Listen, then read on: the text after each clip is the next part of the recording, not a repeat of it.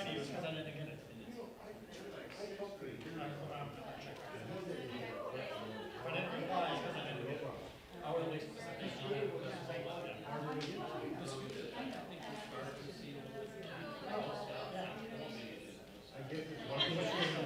There's your man.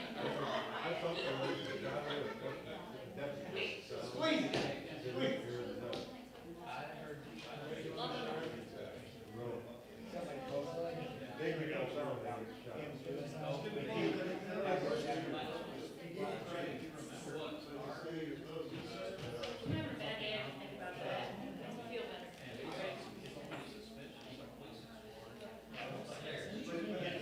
I'll be right now. I'll check it. If I get it, I'll let you know I got it. All right. Thank you.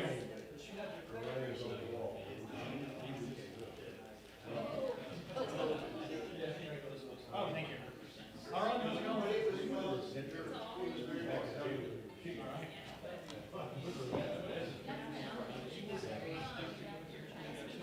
I hope so. Is she working hard or not working hard?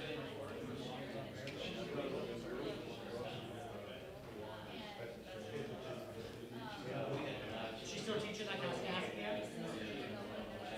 Okay. You hardly see her? Yeah, she's too busy. She's overscheduled.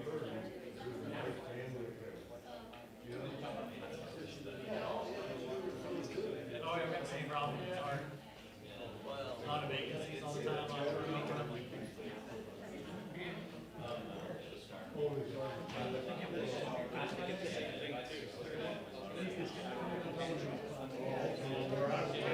Yeah, 'cause remember the 6 o'clock was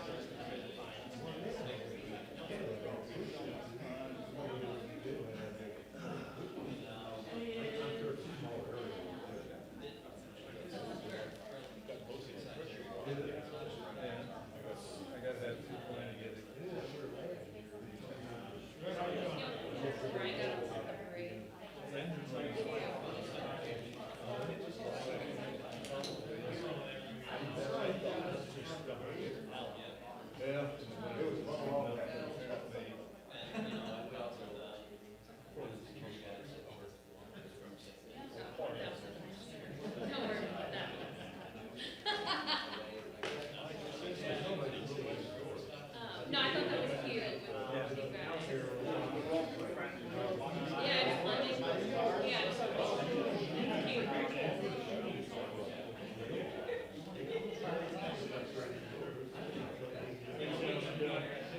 Hey, we're gonna put some tomorrow when I get home from work, or maybe if I can find one.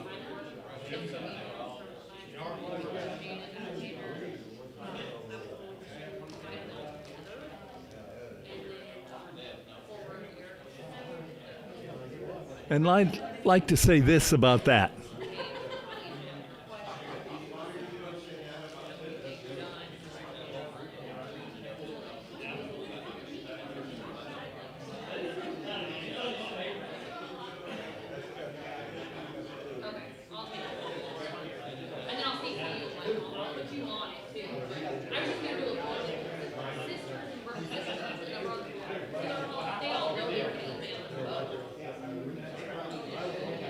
Yeah.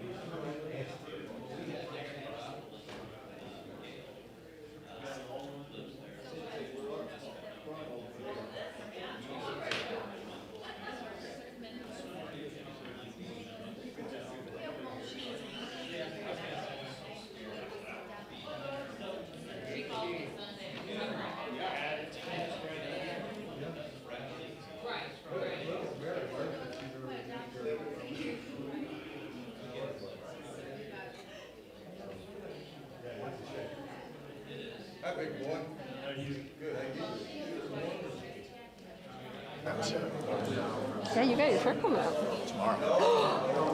Wow, all right. That's really soon. So dedicated. What are you doing tomorrow?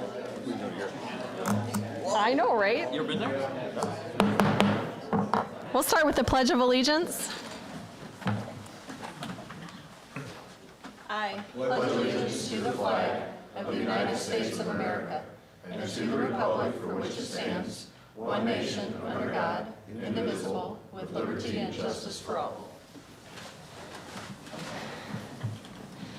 Good evening and welcome to the Community Development Committee meeting.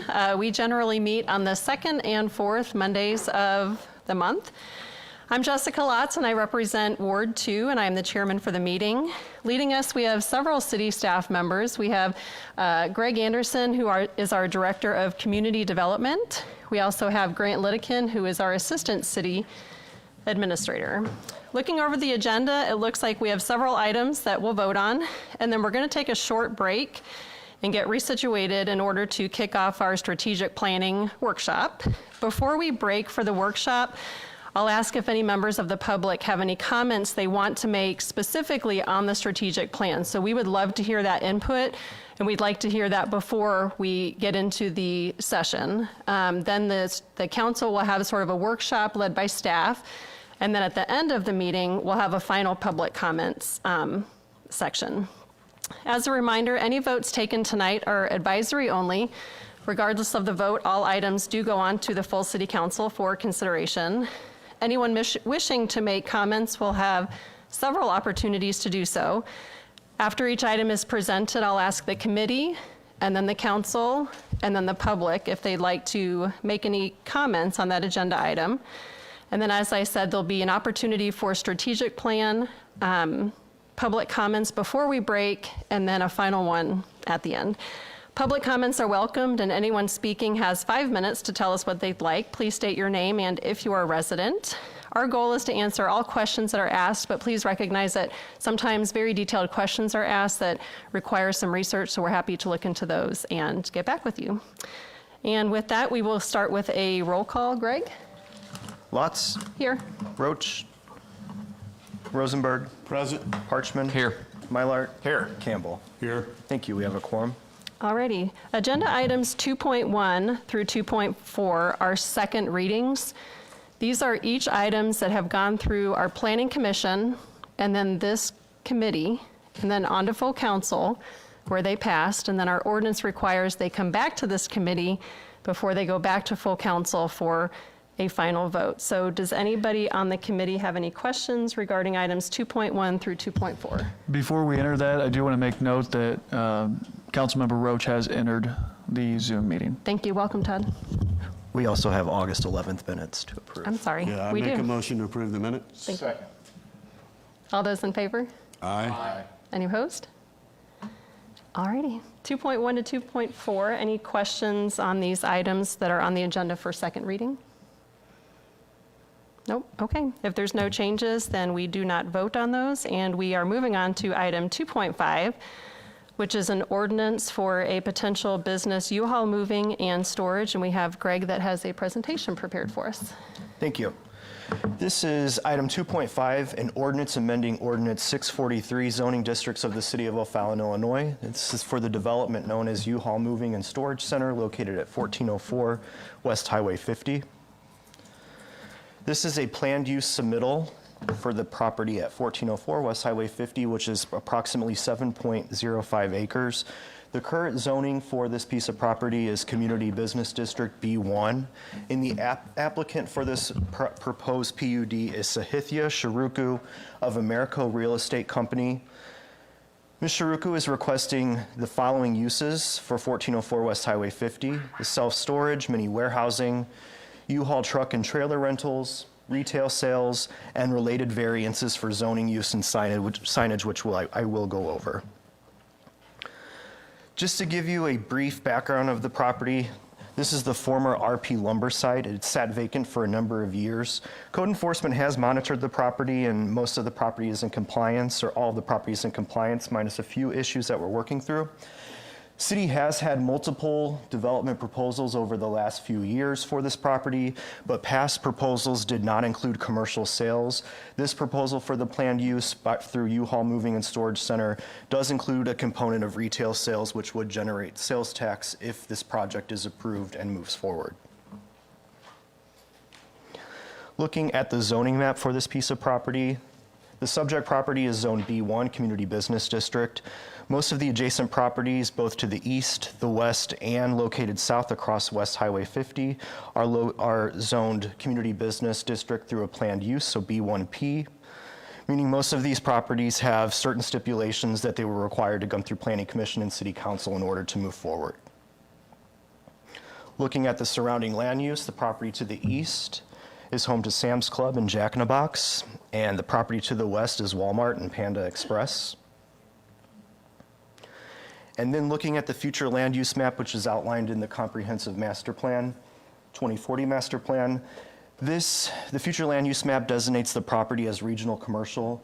Regional commercial properties are typically high traffic generating users and heavy light traffic users as well. The most appropriate uses for regional commercial properties are large retail commercial developments that generate heavy traffic, such as commercial retail, fast food, fast casual, automobile sales, and businesses with outdoor storage. Giving some additional background on the property, it's currently Zone B1. If this project does move forward, the zoning would change to B1P, Planned Community Business District. Overall, the project does comply with the zone district area and bulk regulations. If this project moves forward, it would be completed in two different phases. Phase 1 would consist of upgrading the underground utilities and the detention pond. There would be renovation of the two existing buildings located on the southern half of the property. These are the two buildings when you're driving by the property that are closest to Highway 50. I'll be referring to these as the east and the west building throughout the presentation. The existing building located within the center of the site, which does have some code enforcement issues, that would be demolished, and there would be a construction of a three-story indoor self-storage building located on the northern half of the property, closest to I-64. Phase 1 would also include site paving and landscaping. Once Phase 1 is completed, U-Haul would move on to Phase 2, which would be a construction of a U-Box storage building in the center of the site and remaining site work. Just to give you some background information on what a U-Box storage building is, U-Box storage through U-Haul is a pod type rental system. So if residents or neighboring community residents want to rent a U-Box, they call U-Haul, they ask for a U-Box storage pod, U-Haul delivers it to their property, they can pack it and whatever they want to store in there. At that time, U-Haul would then come pick it up and they would store it in this building. So there would not be any traffic generation for the construction of this U-Box storage building. I'm going to go through the site plan, and I will cover this twice just to give you some initial upfront information. I'll then go in depth to the site plan and then go through it one last time before concluding. This is the site plan looking at building A and B. These are the properties that are closest to Highway 50. U-Haul is looking to renovate both the existing west building into an office and retail showroom and the east building into a storage facility, which would include U-Box storage and drive-up self-storage. There would be a 3-story self-storage building. Also, these are indoor climate controlled, and this would also be completed as part of Phase 1 of the project. Phase 2 would consist of the construction of the U-Box storage building in the center of the site. Ingress egress is provided off of West Highway 50, as well as cross-access points through Walmart. The detention pond is located on the southwest portion of the property, and drainage flow does flow south towards West Highway 50. There are 2 commercial buildings that currently exist. The first one, the east and the west buildings. These would be renovated into an approximately 10,000 square foot drive-in U-Box storage facility, and the west building would be renovated into a 15,000 square foot retail showroom. The retail component would consist of moving supplies, trailers, hitches, bike trailer, bike hitches, and they also do sell bicycles as well. The proposed building located on the northwest section of the lot is a 3-story, approximately 36,000 square feet, climate-controlled self-storage. There would be approximately 1,000 self-storage units total on the site. That does not include the U-Box storage. The proposed building located on the center section of the lot is approximately 12,000 square feet. This would be completed during phase 2, and this is the U-Box storage building. Building coverage for B1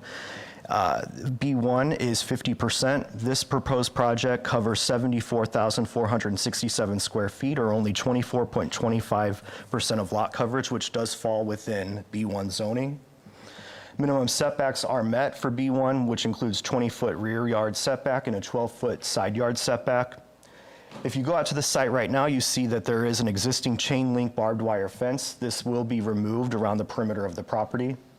We are requesting to put a stipulation on the planned use that if there is any outdoor storage, it would be screened by a 6-foot vinyl fence. However, outdoor storage is not a proposed component of this project. So there will not be any outdoor storage, which does include automobiles, recreational vehicles, RVs, boats. This is not that type of self-storage facility. Site access is provided through 3 means of ingress and egress. The primary entrance is from West Highway 50. There are 2 cross-access easement connections through the Walmart parcel to the west. Truck traffic will be restricted from making left turns onto Highway 50. This will be restricted through both pavement directions, which will be painted onto the pavement, as well as directional signage throughout the site. And city staff is currently working with petitioners for additional cross-access. We are recommending that an additional cross-access ingress-egress point be provided on the east at the Sam's Club parcel. We are currently working with Sam's Club and U-Haul to try to get that access. As far as drainage and utilities, water service is provided through the city of O'Fallon, and on-site sanitary sewer is provided through Caseyville Township. Site drainage flows south to Highway 50, and there is a detention pond located on the southwest corner, which is a primary method of stormwater management. Landscaping will be planted around the perimeter of the site, and it does comply with City Code Section 157.144. In terms of the dumpster enclosure, all refuse areas will be located indoors, so there is not a dumpster enclosure depicted on the site plan.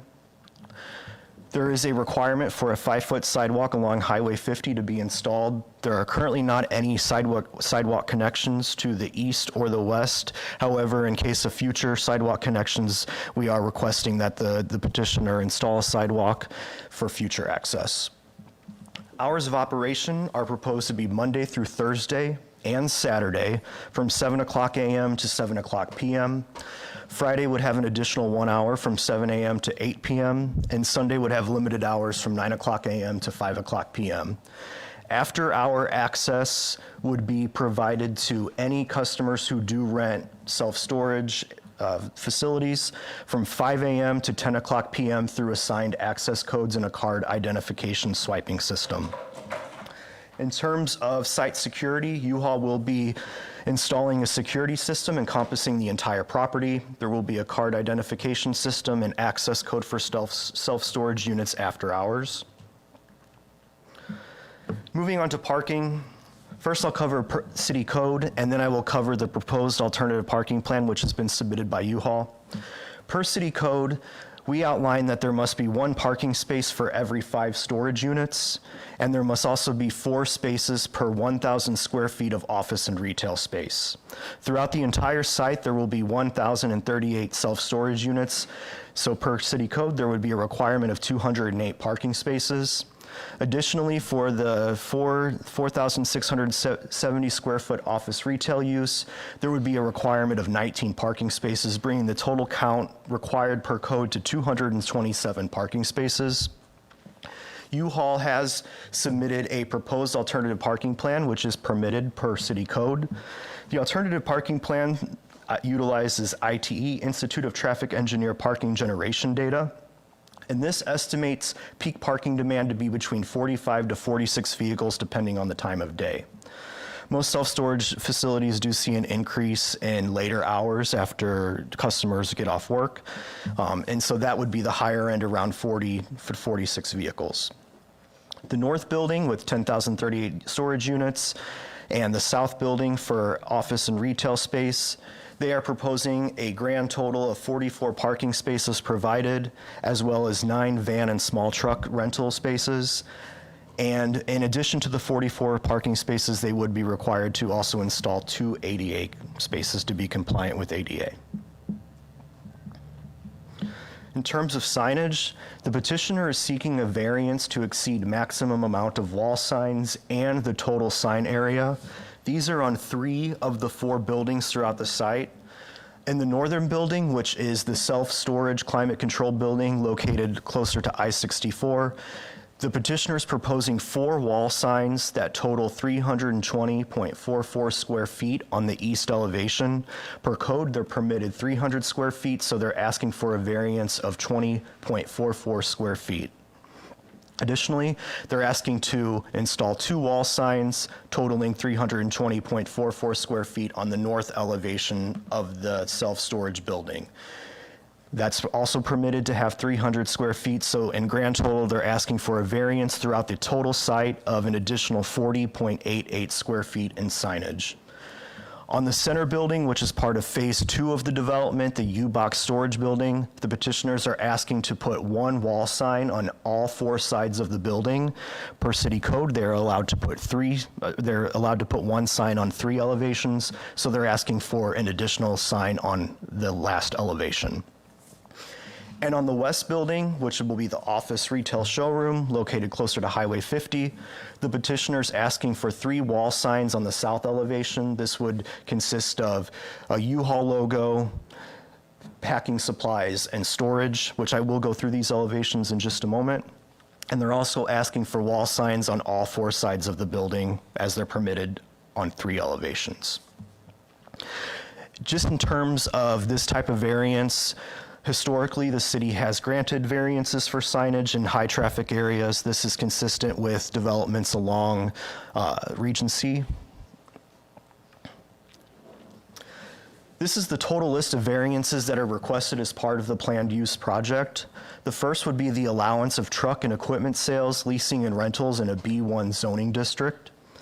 The second variance is a request for the allowance of rental or leasing of automobiles or trucks which are not in conjunction or accessory or incidental to the sale of new automobiles.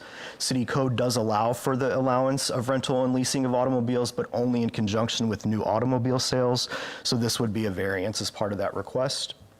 Additionally, the alternative parking plan, based upon the parking demand study, a variance to the site parking requirements from 227 stalls to 44 stalls, plus 2 ADA compliant stalls. Additionally, there are the 4 signage variances, 1 for the self-storage building to have 4 wall signs on the east elevation and 2 wall signs on the north elevation. There's a variance for the U-Box storage building to have a signage on all 4 elevations. There's a variance for the west building along Highway 50 to have 3 wall signs on the south elevation facing Highway 50 and signage on all 4 sides of the building, and a variance to exceed signage allowance by a total of 40.88 square feet throughout the entire site. So once again, going through the site plan, Building A along Highway 50 and Building B. The first one on the west will be the office retail area. The existing southern building will be renovated into drive-up storage and U-Box storage. Additionally, there will be, as part of phase 1, with A, B, and C, there is a 3-story self-storage building proposed along I-64. There is a proposed phase 2 U-Box storage building. Ingress egress is provided through West Highway 50. Truck traffic, or all traffic, will be restricted from making left turns along Highway 50. In terms of truck rentals that will happen on the site, when a customer does come to the site to pick up a truck for rental, the employee will go back and get the truck. They will bring it to the front of the building, and they will then they'll do an inspection on the truck, making sure that there's no damages to it. They'll check the amount of fuel, and then they will specifically give directions to anybody who does rent a truck to take the proper route through the ingress egress through the Walmart parking lot to the signalized intersection as opposed to making any left-hand turns outside of the point along Highway 50. Additionally, there are the two cross-access points along the Walmart parcel.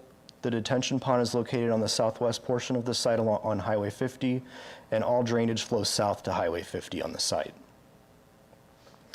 This is taking a look at the elevations. These are the two buildings that are located along Highway 50, the east and the west building. The east building, closer to Sam's Club, would be a drive-up facility for self-storage as well as U-Box storage. And the building on the west, located closer to the Walmart parcel on Highway 50, would be renovated into the into the office retail showroom. They're proposing 3 signs along that west building for U-Haul, boxes, and moving supplies, which would be part of that variance package. This is taking a look at all elevations of the 3-story climate control building. That's the elevations located at the top of the page. And this is also the elevation of the U-Box, the bottom picture, which shows the south elevation and the north elevation for the U-Box, which is developed in phase 2. This is where all of the U-Box storage pods would be stored. The top elevation is where the 3-story climate controlled indoor storage rental facilities would be located. Looking at the review and approval criteria for this project does conform with the 2040 master plan in terms of promoting the redevelopment of lands with existing infrastructure, public services, and the maintenance and rehabilitation of existing residential, commercial, and industrial structures, as well as conforming with the zoning ordinance, Chapter 157. The proposed use does meet all bulk regulations for its respective B1 zoning district. The proposed use will not have a significant impact on traffic, nor will it negatively affect adjacent properties. The general commercial zoning designation is compatible with neighboring general commercial lot land uses. So most of the surrounding uses are also zone B1P. And the proposed use will also repurpose a vacant lot that has sat vacant for a number of years, while also bringing in a commercial development that does generate sales tax for the city. I'm going to go through 2 slides, which is ultimately staff's recommendations. So staff does recommend approval of this project with the following conditions. One would be the allowance of an alternative parking plan based on the Institute of Transportation Engineers. The developer shall be permitted to reduce the total number of parking stalls to 44, with a minimum of 2 stalls designated as handicap accessible in compliance with accessibility standards. There would be an allowance of signage variances for the UMSC, which is the northern self-storage building, and the west buildings to exceed the amount of wall signage allowed. There would be a variance for the self-storage building to have 4 wall signs on the east elevation and 2 wall signs on the north elevation. The U-Box storage building would have signage on all 4 elevations. The west building along Highway 50 would have 3 wall signs on the south elevation and signage on all 4 sides. And there's also a variance to exceed the signage allowance by a total of 40.88 square feet in wall signage throughout the entire site. There would be a variance for the allowance of truck and equipment sales, leasing, and rentals within the B1 zoning district, as well as an allowance of rental or leasing of automobiles and trucks which are not in conjunction with, accessory, or incidental to the sale of new automobiles. The hours of operation will not be a 24-hour self-storage facility. Regular business hours of operation are Monday through Thursday and Saturday from 7 o'clock a.m. to 7 o'clock p.m., Friday from 7 o'clock a.m. to 8 o'clock p.m., and Sunday from 9 o'clock a.m. to 5 o'clock p.m. After-hour access will be available daily for registered patrons from 5 a.m. to 10 o'clock p.m. All entries will be electronically documented through a secure system installed by U-Haul. There would be an installation of a security system that encompasses the entire property. There will be installations of license plate readers and an entirety of a system that will capture all license plates throughout the entire site for additional security measures. Staff is currently working with the petitioners and Sam's Club ownership for a cross-access ingress-egress point to be installed on the eastern property boundary in the event that Sam's Club and U-Haul can come to an agreement for cross-access. Moving truck parking shall be limited to 3 trucks along Highway 50 in front of the eastern U-Box storage.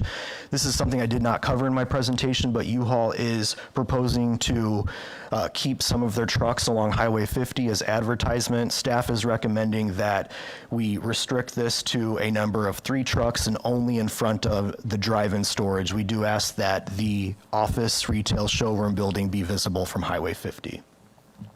The photometric plans are to meet city code. The landscape plans are to meet city code. Any outdoor storage will be required to be screened by a 6-foot vinyl fence, and the O'Fallon commercial design guidelines must be met. And that concludes my presentation. Thank you. Shoo, good job. Lots of information. All right, before we open it up for discussion, I first need a motion. So moved. Second? All righty. Any questions or comments from the committee about the presentation, the project, land use? Yes, sir. So just so people know, the ITE on the parking, that's something that our codes are kind of outdated and we're reviewing. So if it seems like there's a big discrepancy, people need to understand that we have in the past gone by different standards than, not to be redundant, that is standard in community development, and that's being revisited. So just so people understand that.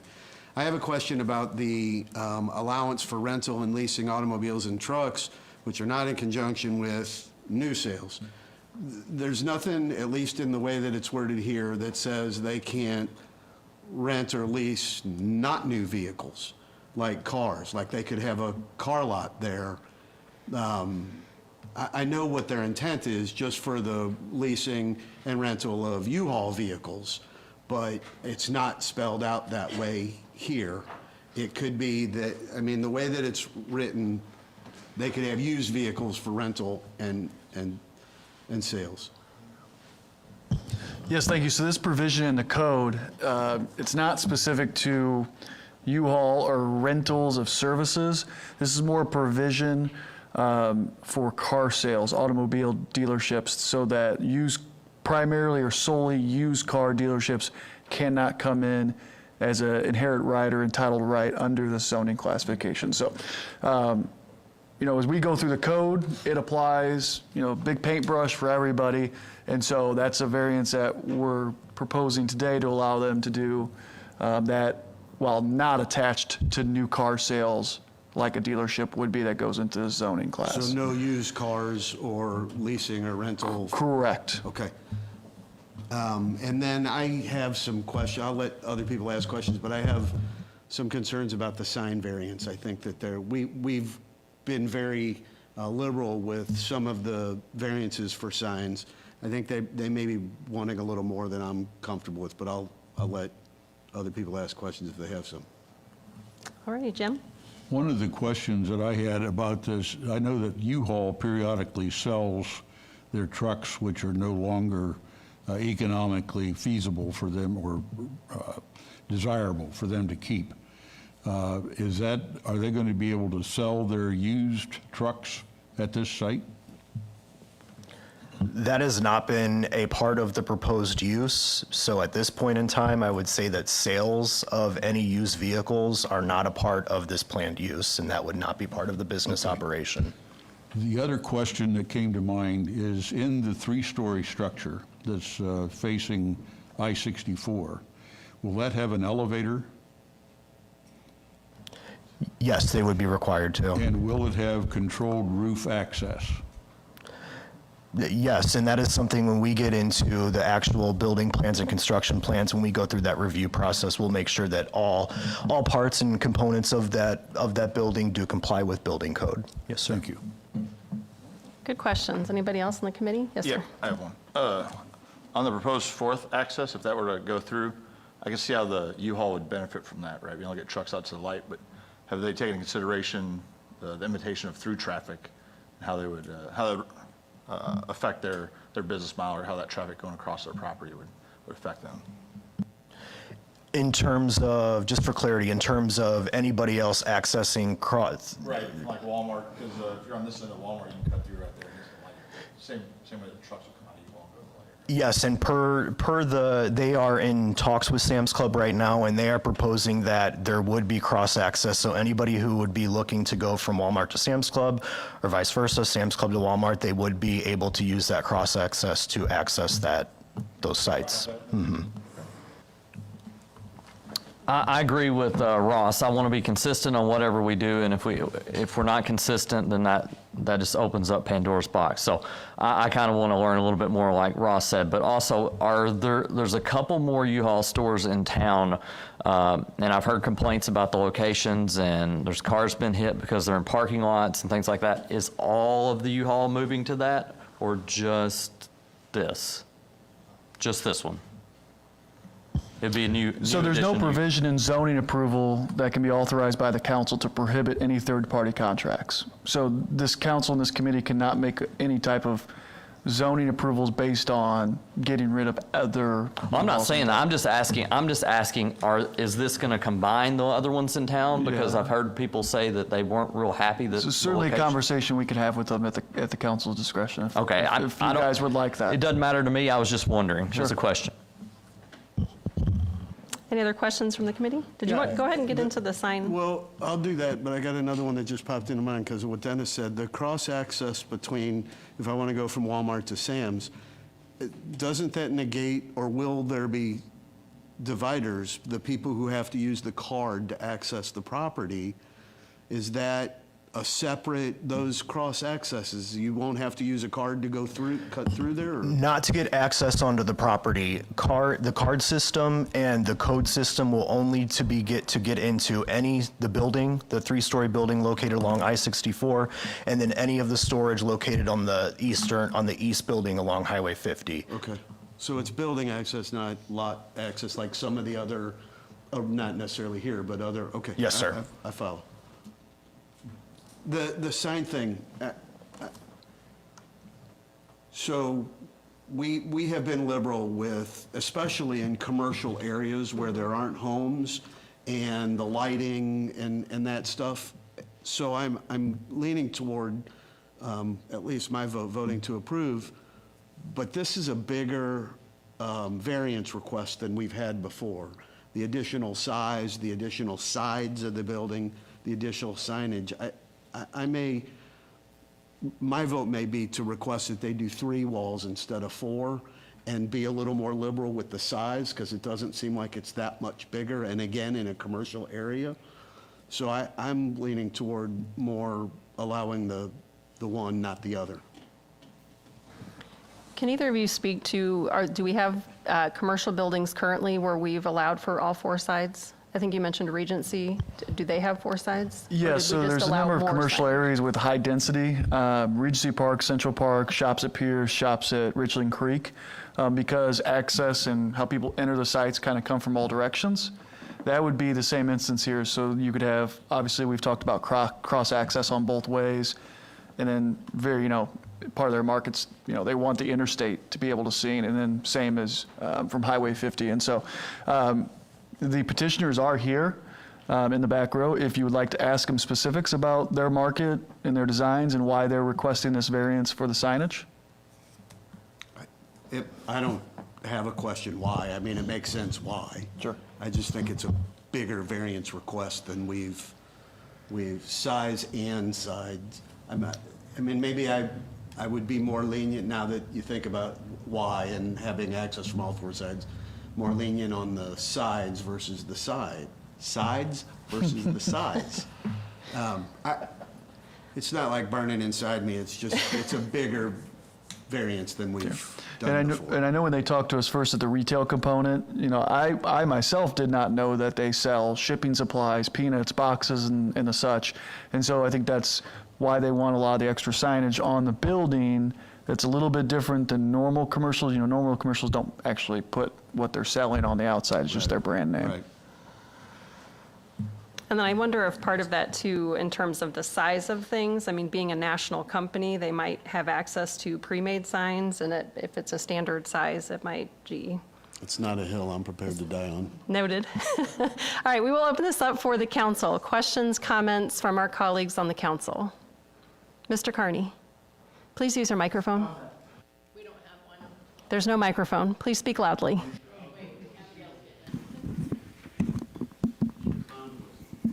We have secured a microphone. Mr. Carney. Okay. On the site access, on there you have for trucks leaving the premises out the south end of the property, that should be all vehicles. No vehicle should be able to go to the left. Everything should go to the right. And that's not the way you have it written up there. That is correct. Since there is an existing access, ingress, egress point there, it is very difficult to cut off completely traffic. When we did talk and discussion, lengthy discussion with Lee Cannon with CBB, and his opinion was that with normal vehicle traffic, it's not a concern.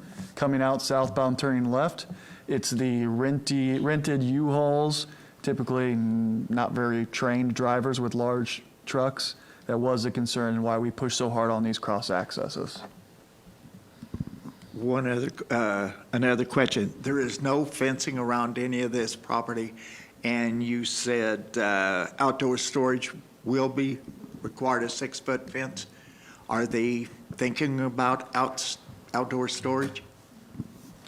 No, there is no proposal for outdoor storage. However, in compliance with B1 zoning, there is a provision of the city code that does state that any outdoor storage shall be screened with a 6-foot vinyl fence. In terms of any trailers or any outdoor storage that may end up on the site, as part of the PUD, we did want to include that so that provision of the code does apply to this planned use. So there is no proposal right now for any sorts of outdoor storage. And one other question. Explain to me one more time on this sale of used trucks and cars. Just Sure. So there's an existing ordinance that's been there longer than I've been with the city, that was structured in a way so that many used car dealerships would not come in and have an entitled right through a B1 zoning. So when you go through zoning, there's entitled rights. So they don't have to come in front of the council for a planned use. And so that provision was put in years ago to say that used car sales and leases could only be as a ancillary use for new car sales. So you have a lot of car dealerships in town. They have to have a larger percentage of their sales has to be new vehicles, all the existing dealerships. Because they are doing leasing of vehicles, the code states they have to get a planned use or a variance to allow that, if not in conjunction with the sale of new vehicles. And so because they're not intending to sell new vehicles, they have to request that ability to lease older or used vehicles.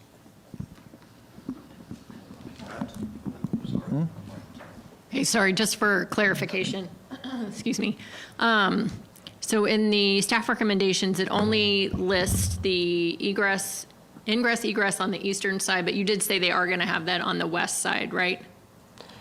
It's possible. If they can execute a cross-access agreement with Sam's Club, that's something that we're currently working with the petitioners and Sam's Club ownership. That's the east side. I'm talking Correct. about the side with Walmart. It's not listed on your, can you just help me understand why it's Yeah. not specifically listed here? Is it listed in what they've already agreed upon? It's a part, that cross-access already exists today, so that, for that site, so it's a part of the approval of the site plan, so it's designated on the site plan. Okay, thank you. I was confused. I just have a question. I'm sure there's some discussion about lighting, security lighting, or some kind of lighting there at the facility. Have you guys talked about that? The question is, there lighting? No, is it going to be laid out in some format as how it's going to have lights at night and security lighting and things like that? Yeah, we have not received a lighting plan yet. But Okay. Yeah. Any kind of vehicle, on-site vehicle maintenance? No. None? Vehicle storage of fuel? Within the building, they do install trailer hitches and towing packages. But they're not going to work on their vehicles any way, shape, or form there, or have fuel there? There is no fuel proposed, but I would defer to the petitioner to answer that question. Okay. Mr., would you like to stand up, Mike? Hi, come on up. Yeah. Hi, if you'll please state your name. Mike White. And you're here with? I'm with U-Haul. Thank you, go ahead. No, to answer his question, we do not have any fuel at our properties. Some U-Haul locations do refill propane tanks. We do not have that planned at this location currently. If we pursue that in the future, we'll come back before yourselves and request that. So, as far as repairs on site of our vehicles, we also do not do that. No. Thank you. Yeah, I believe you stated at the Planning Commission that you're the largest tow package installer in the We are. nation? Yes. As a We company? are the industry leader in towing packages on people's vehicles. If they purchase a vehicle or acquire a vehicle that they want to tow with, that they do not have the ability to tow with, we install those packages onto their vehicle. Trailer hitches, lighting, so the lights on the trailers work, goosenecks for travel trailers, things of that nature. Great, thank you. Any other questions from the council? How long has that property been vacant?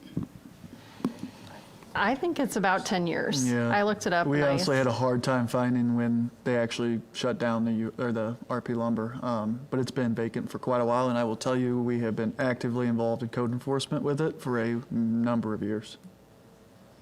It's a great location. It's a very long lot, so not as many businesses Yes. would be interested in a lot shaped that way. They donated most of the store fixtures and leftover stuff they didn't want to take with them to the Lebanon store to Habitat about 5 years ago. Any questions from the public?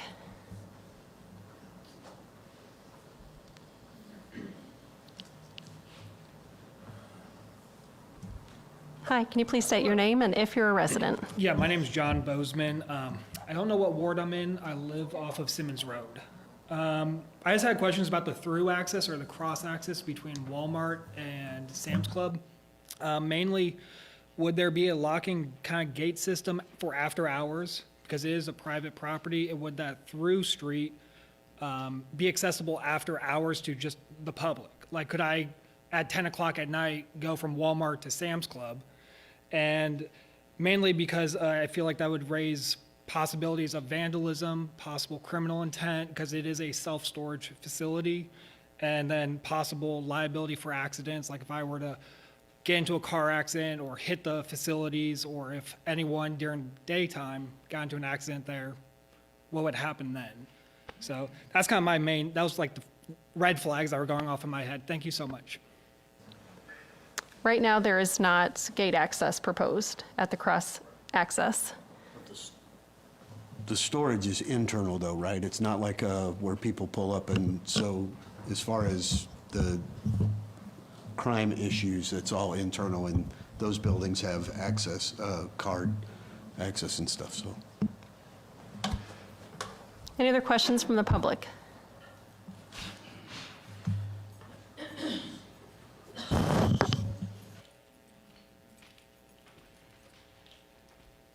Vern Moore, Ward 3. I was just wondering, you're saying there's going to be no place to store vehicles or boats, is that correct? Correct. Okay, so what if someone wanted to store a vehicle in one of their garage-type buildings? Would that be allowable for them to do that? I'm just throwing it out there to ask, and a boat too, you know, put a boat in there, close the door like a garage, and you're done with it, or park that extra antique car you got somewhere and put it in there. Is that going to be feasible for the people to do? Just a question to find Right. out. Okay. No, that is not permitted. Any type of items that contain flammable items, fuel, like and the like, that's not permitted. Thank you. Other questions from the public? Hi.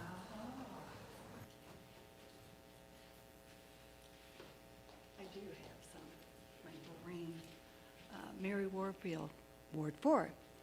So when we talked about access, I truly understood, because I was in a previous meeting, the making sure the limitations of being able to get out right there and make that left. And we had talked about to Sam's, to Walmart. To Sam's, they're very used to that area, having huge semis come in and do the deliveries and exits and stuff. So I see that being more of a smooth ride for the person who's driving the pods or whatever getting out of there and being able to make a left turn out of the Sam's. What I don't understand is Walmart, because right now, the light at Walmart, in order to turn left, is a very constrained area as far as because you're having cars coming here and having to stop, here and having to stop, and waiting for the cars that are coming in and out. How do you foresee that layout of Walmart actually being able to work efficiently and effectively with a bigger vehicle, with a bigger truck coming out that direction? Because they already struggle now at Walmart when they have the semis come in and stuff and leave, trying to get out of Walmart's parking lot to make that left turn to get to the highway. So I was just curious if they're going to maybe limit the truck size as to who can leave and go out the Walmart way, if it's a small U-Haul truck versus a huge truck that carries these pods, if they're going to have some guidelines to those as far as what trucks can go in what direction. That's it. Any insight on those, sirs? So I'm unaware of any instances where it's been reported that trucks aren't able to exit left. I'm not saying they can't exit, sir. What I'm saying is it's difficult with just what I'm seeing so far. And now you're putting a business in that's going to allow even more trucks to go through that area besides doing the deliveries, so to speak, for Walmart signs. All right. Any other questions? I know what she's referring to. Here, can I have the microphone? Thank you. The semis that currently leave Walmart don't go to the light. They actually go to the road next between what will be this U-Haul space and the Panda Express. So I'm guessing that's where they will have to try and turn left like all the semis, but I understand what she's referring to, that it would be easier pending the, deal with Sam's to go out the other way. And I could also see the Sam's trucks going through their parking lot or the Walmart trucks going through their parking lot to get to the out at Sam's Sam's. light. Yeah. Agreed. To add to that, the road to 50 from Walmart, where the light is, where we're wanting them to go out, just yesterday I was at Walmart and the light, there were so many cars there that I was on the cross to come out, and it was all blocked up. There were a bunch of cars there. I think the point there with these trucks, it's not like it's going to be regular traffic. They're not going to be a whole bunch of them. It's going to be one every now and again. Yes, there's liable to the light is too long. There might be too many cars, but people are just going to have to be patient. It's going to add a little bit. I don't know that it's going to add a ton of traffic, truck traffic. I mean, I don't think they rent 10 a day or something like that. These are not huge traffic generators. Right. I don't foresee it adding a whole lot to an already existing, sometimes problem, but I understand what you're asking. Was there If I a was driving a traffic truck study out- done? I'm sorry, Roy. If I was driving a truck out of there, I'd go straight through and come out the old Offenburg Road. It's a longer buffer area. Sorry, Roy. Mr. Carney? Was there a traffic study? Did you see any need for a traffic study? We did not. So Greg, myself, and Jeff Taylor can order a traffic study as part of the approval process. We went through the plans with the petitioner and CBB, our traffic engineer, and Lee Cannon did not himself see a full traffic study needed for this development. Again, the traffic ingoing and outgoing is rather minor compared to some of the larger developments this committee and council sees. But I do want to note again that Lee's concern was, as well as staff, the trucks making the southbound left turn out. And that's why we've pushed very hard from the very beginning for those cross access. All righty. Seeing no other comments, we will move to a vote on item 2.5. Roll call. Roach. He muted. Rosenberg, Affirmative. Parchman, Yes. Mylart, Yes. Campbell, Yes. Lotz. Yes. Also, for the record, we could not hear you, Alderman Roach, so your vote will not be reflected.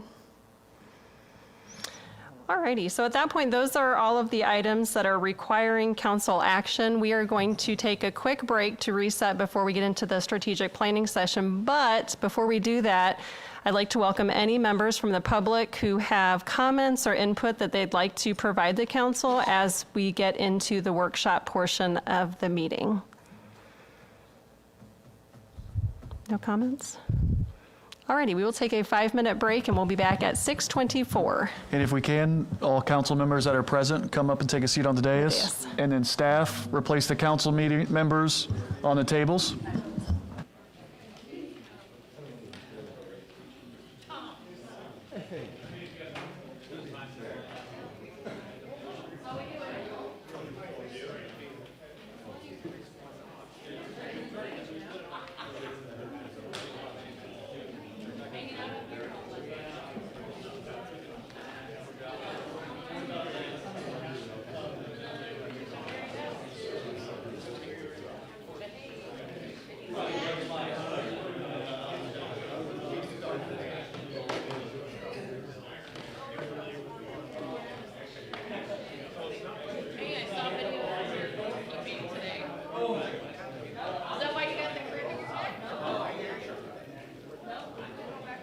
Test, test.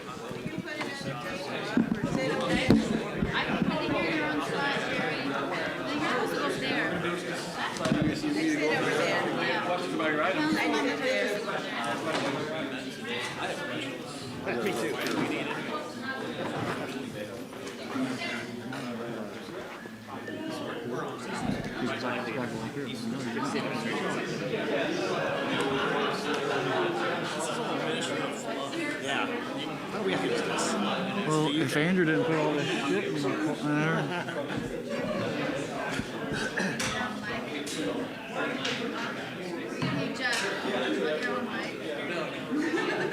Yeah, you two are definitely gonna need it.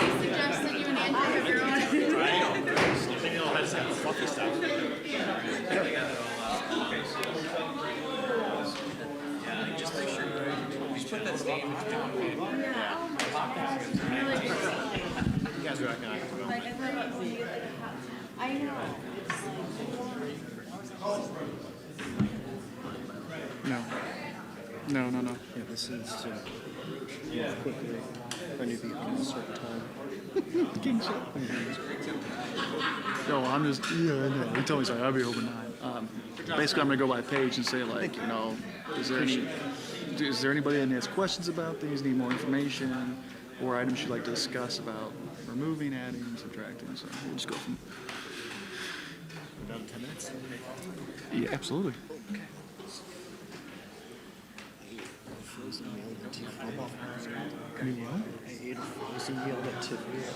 Oh, gross. You ate a meal that you fired a lady? Oh, gosh. Test. Test.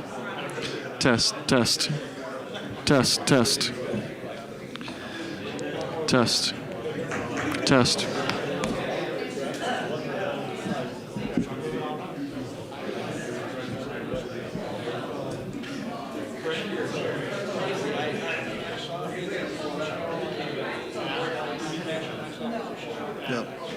Let me know when you're ready.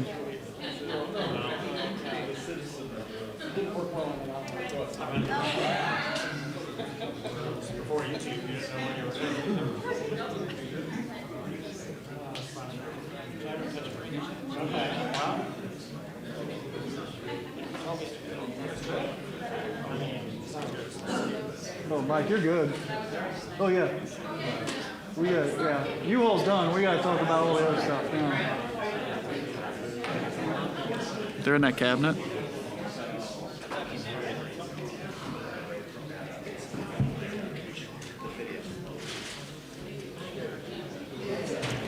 Top left.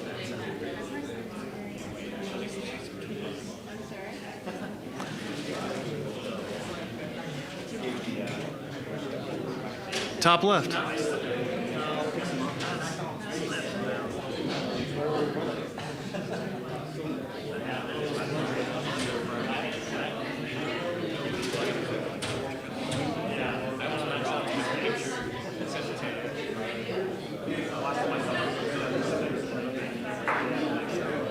this. Alrighty, we are reconvening with our Community Development Committee. We are moving into the Strategic Planning Workshop. This will be led by our Assistant City Administrator, Grant Litteken, so we'll turn it over to Grant. Thank you. Okay, so this is a strategic plan. The strategic plan is a component of the master plan, which, as you guys know, was formulated and adopted in 2020 by the City Council. It describes where O'Fallon, or where the council at that time voted to kind of O'Fallon to be by 2040. As city staff and as city councils, 20 years in goals is very difficult. So we choose to break these up into about 3 to 5 year increments. And so, as we go through every year, we'll go through the CIP, which is 5 years long. We go through strategic plan, which is built on 3 years. Our budget is essentially a strategic plan for the immediate 1 year term that we're moving into. But what the strategic plan does, it gives staff and the council kind of some more information on this is the temperature and the feeling of where the council wants to go, and it allows us more or less on the operational day-to-day business to say, okay, these are the visions of the council, so we have a little bit of idea where you guys would like us to go. And so our first strategic plan that came out of that 2020 master plan is complete. We did complete almost everything in that list, and so it is time to start drafting the next 3 years. Over the last few weeks, I've sent out this draft strategic plan. It is included in the agenda under the board docs item. This has been formulated by the city's leadership team and staff. This is a draft, and the intention of this meeting tonight is a work session brainstorming. You have the staff here, and we will reintroduce ourselves because there are a few that many times you don't get to see. I do not intend to go through every line item on these pages. I did 2 weeks ago and last week send out a form for you guys to fill out if there were big questions. We read through them and I saw the trends, so there is sometimes I'll take a break to explain what we're meaning by this. But really this, other than going over these pages, this is your time to ask staff questions on what is this goal? Is this something we really want in here? Is there something we're missing? Is there something else you want to discuss? The intention of this meeting is not to end today and say that's our strategic plan and we're done. This is simply the first step in providing feedback to staff to kind of reformulate this and bring it back to you guys in a more polished and final version, which in the end we will ask for a resolution adopting the next 3 years of strategic plan. And again, we will use this then to help us with our CIP, with our annual budget, and in our daily operations. And so before we go into that, I do want to allow the staff to reintroduce themselves. Many of us you know. I'm Grant Litteken. I'm the Assistant City Administrator. I will introduce Greg Anderson simply because he's already presented this committee tonight. And I will let the rest of them do, starting with Andrew, introduce themselves and what department they're with. Just talk loud. Andrew Donald, Director of Parks and Recreation. Jeff Taylor, Director of Public Works. Dan Gentry, Director of IT Director. Ryan Johnson, Library Director. Ashley Baker, HR Director. Sandy Evans, Director of Finance and Administration. Kirk Bergerman, Director of Public Safety, Chief of Police. Abigail Klein, Community Development Coordinator. Brad White, Fire Chief. Okay. And so again, the master plan has these core goals. We see them on the screen right now: support housing in neighborhoods, sense of place and community, high quality of life, economic development, and high quality of city services. How the strategic plan is structured is we take each of these goals and then we create action steps, which are more bite-sized, applicable items. And then we do our best to decide on which years, both from the direction of the council and administratively, we can complete. And so again, during this discussion, there'll be questions on, well, how come this isn't year 1 or year 2 or year 3? Specifically, a lot of projects with Jeff's department is they're multi-year projects. And so while we might start the design or construction 1 year, there'll be many years following that. And so with that said, before we open up and jump into the plan, is there any general questions about the structure of this or how you would like to ask staff before we start? Grant, just for public edification, can you explain to folks, because this talks about fiscal year 27, 28, and 29, can you, like, at least for the first year, give what the actual dates would be for that? Because it's a little confusing for Yeah. people that aren't familiar with that. Absolutely. So our fiscal year begins May 1 and it ends April 30th of every year. So what we're crafting today is a strategic plan starting May 1 of 2026. So that'd be in a couple of months from now. With our budget cycle, really we're in the CIP process now. We present that to the council in the coming months. Then the leadership team gets together and creates the annual budget. In the late fall, early winter, we bring that to you guys for review and adoption. And so this is the beginning of not this next CIP you'll see soon, but the following fiscal year, again, starting May 1, 2026. The same thing with the CIP. We look to do our best job in year ones, are things that are obtainable and we can complete. The funds are there, the personnel's there. And then when you get out a little more year on year, specifically with the CIP, years 4 or 5 are things that are on our radar, and they may move up and down. Same with the strategic plan. But we try to keep them the best we can in those years identified. So just for clarification. May 1, 2026. Fiscal year 27 starts May 1st, 2026. Correct. Okay, thank you. Okay. Go ahead and go to page 1. Okay, so our first goal is support housing in neighborhoods for all stages of life, and the action item is update codes and regulations for support of an accessible community that can accommodate all ages and abilities. And again, I'm not going to go through these one-on-one, but I did receive a lot of questions through the form submitted by council on what these things are specifically. And so the zoning code and development manual is everything our community development lives and dies by on zoning, building structures, and all the like. So earlier we've already discussed parking requirements. That is a small chapter in the zoning development manual. This is typically will probably be a 6 to 9 to 12 month process, and it is a budgeted item because they are expensive and they include a lot of community outreach. And so Greg is graciously volunteered to kick this off next year, and this will be a heavily involved. You guys will have a lot to do with this. The community will have a lot to do with this. This helps our community development determine what our buildings look like, how our zoning works, and the like. Another question, or a few questions, what is a subdivision control? And so state law allows municipalities to control most of the zoning components for 1.5 miles outside of the city limits. And so from a few times since we've been together here, we have gone through the approval process of subdivisions that are not actually in the city limits, and they're not able to be annexed, so they're not contiguous, but they are within that 1.5 mile sphere of influence, we'll call it. And so when they're in that 1.5 miles, we have the right to determine how they're built with the intention of one day we will connect to them and they're built to our codes and standards. Now, that subdivision control will be modified when we go through our zoning and planning code, but there's other things you will see in the short term here on like solar farms and other things that will exist right outside the city limits that we will exert our subdivision control for. And so that's basically, while the process on some of those have started immediately, and we've discussed a few of those with you, there are other opportunities we're looking at on that matter. Again, then as we go into year 2, the zoning code's huge. And so how do we frame that and kind of give it bite-sized chunks? We'll do parking sometimes, we'll do lighting sometimes, sound. And so it's just like the master plan. It's not something we're going to throw on your laps and say, we're voting on it next week. And it's also that communication component, not only to our residents, but all of our builders and developers in town. Any questions about the items listed on? And so with the form I sent, I always ask any questions about these and anything that you want to discuss that we're potentially missing. Okay, we'll move on. No, I was just going to I'm say, my sorry. question that I submitted, you answered, so. Okay.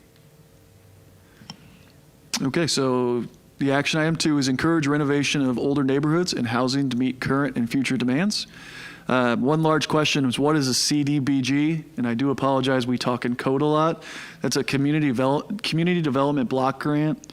So St. Clair County is an entitlement county. All the federal and state funds roll through them. And they're kind of passed out by census blocks. Now, typically, O'Fallon, due to our demographics and income levels, we are not eligible for a lot of these grants. However, there are small tracts that we are, and we have kind of utilized them in the past. It does take a lot more work because in one case, we had to go door to door to collect more or less income statements to prove of the criteria we needed. So those are big questions on there. On this one, I know that we had questions about a transition plan for land currently uses mobile home parks. I will turn that over to Greg Anderson. That's mostly, he just wants me to talk. Okay, so mobile home parks, typically, there is no zoning classification anymore for mobile home parks. And so with the council and through that zoning code review, we need to make a decision on what we want these more or less retiring mobile home parks to look like in the future. Whether they want to be a SR3, smaller size lot size for residential, and some other components on whether it's an abandonment or small pocket parks or friendly neighbor programs.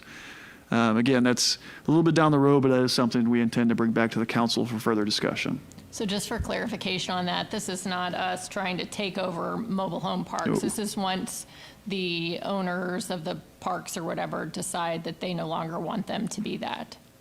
Correct. Okay, thank you. A good example would be where Aberdeen Village is at today, across from the Recplex. Any questions about these items?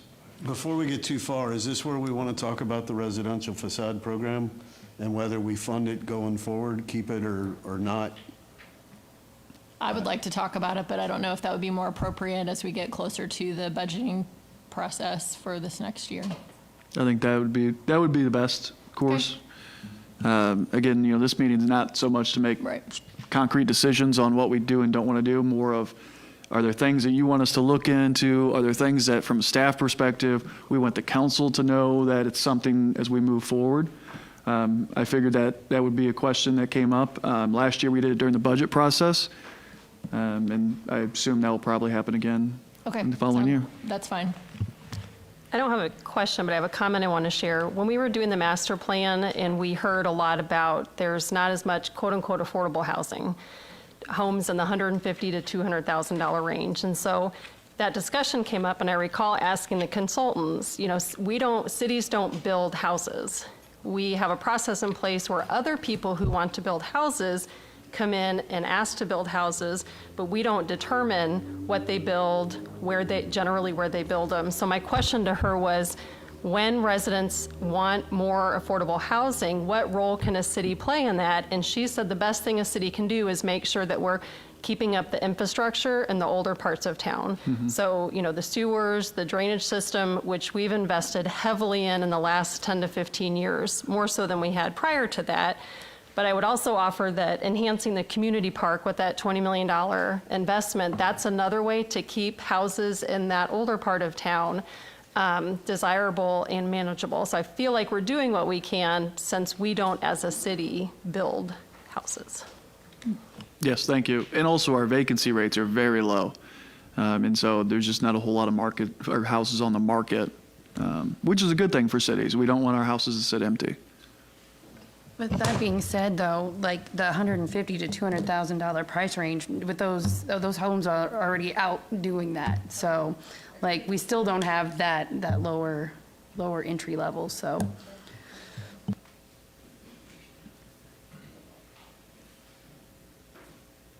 Okay, we'll go to the next one. Okay, action item 3, identify vulnerable housing and develop a stabilization program. So some of these we were already doing, and we'll move on. An administrative adjudication process is something we looked at a number of years ago for code enforcement. And so the process today, everybody has, due process. And so typically in code enforcement, you get 3 violation notices and the potential for a citation. That citation goes through the courts in Fairview Heights. An administrative adjudication process would be, it could be a staff member, it could be a third party certified attorney that basically serves as more or less a judge and a jury to find a remediation for ongoing code enforcement issues.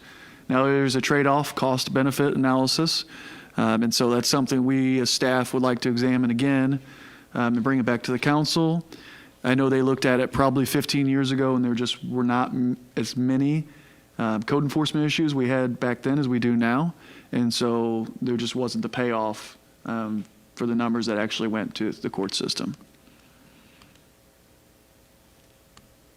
Any questions about the items up here? Could you explain what the Friendly Neighbor program is? just briefly. Yeah, absolutely. So this is a program that Chad Truan, our building official, brought back from, I believe, Carbondale or Mount Vernon. And so, there's also discussions on the forums and on this meeting about pocket parks. So pocket parks are very difficult to maintain from a city perspective, but we do acquire some properties that typically, abandoned houses, we tear them down, we own the lot. So a friendly neighbor program is we would go to the neighbor of these parcels. And if they have no code violations, no back taxes and the like, and et cetera, they would enter this program where they would maintain this property. And then after they maintain it and take care of it for a number of years, they would actually acquire it then to add to their existing parcel of land. So it's a way to kind of get it off our books, get it back on the tax rolls to somebody who has proven themselves to not live with code enforcement issues or no taxes.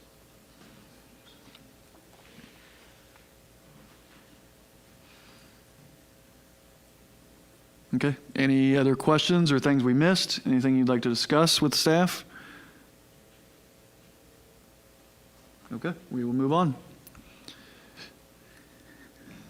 So goal number 2 is invigorate a sense of place and community in O'Fallon with the action item 1 of creating great places for residents and visitors to gather.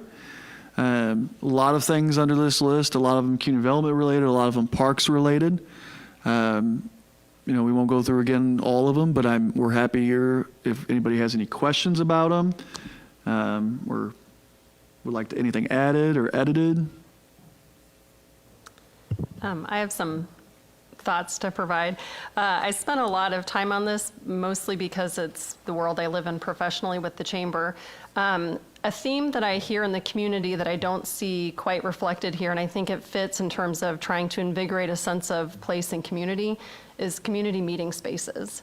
So the Rotary clubs, business groups, small businesses, we don't have access to reasonably priced community meeting spaces that have technology that the groups frequently need, that don't come with a catering requirement. I don't know what role the city could play in that. I'm not advocating that we build like a community center, but I wonder if it's on our radar and we couldn't be more aware of this. And it's not just O'Fallon.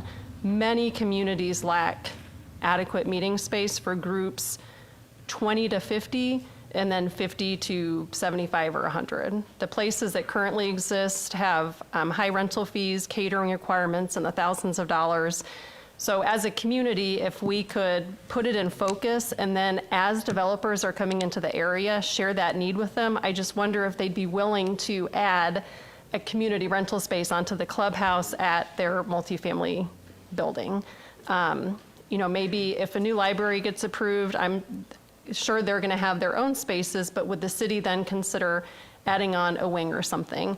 I just think that's probably the number one question we get at the chamber is, where can my group meet? And it's very challenging to find space. And I think it invigorates that sense of community, but it would also sort of be an economic driver, because if we had a couple places and people would come to O'Fallon, business members would come into our community just to host a meeting, that doesn't currently exist right now to the level that I think it could or should.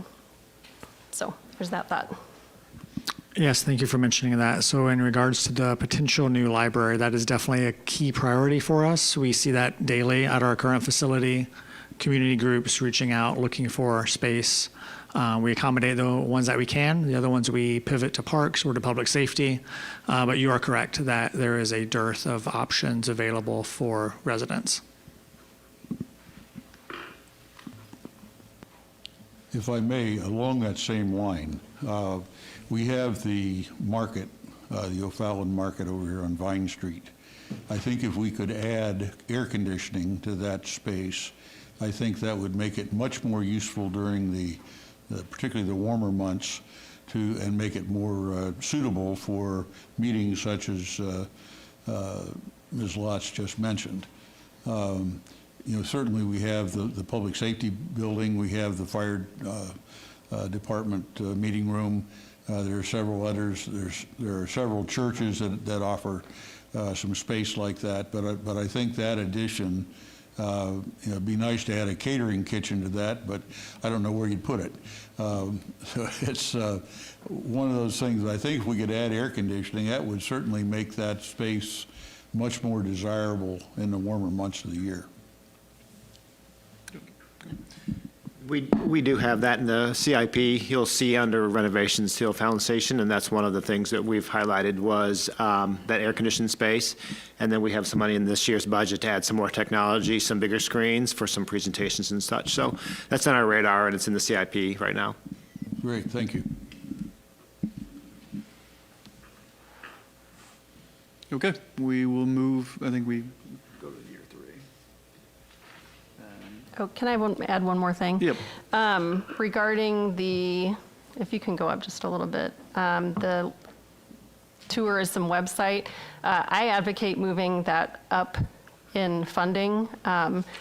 We've worked really hard to create a lot of destinations in the city, and we have an amazing business community and hotel community. We're doing a lot of things right, but right now we are not capturing as much of that directed revenue as we could because there's not a one website somebody can go to. We're leaving it up to Google and the algorithms to direct people to where they should go in O'Fallon. And so I appreciate that it's on here. I don't agree that it's a fiscal year 28. I think it's very doable, relatively inexpensive, and I wish it was already done. Yeah, I think through this process, we've talked about that, and it's something that we may start looking into much earlier than that as we look at the alignment of different things right now. Does that also tie in with some of the feedback that you gave us, like that folks had emailed you previously as far as an economic or community engagement position within the city?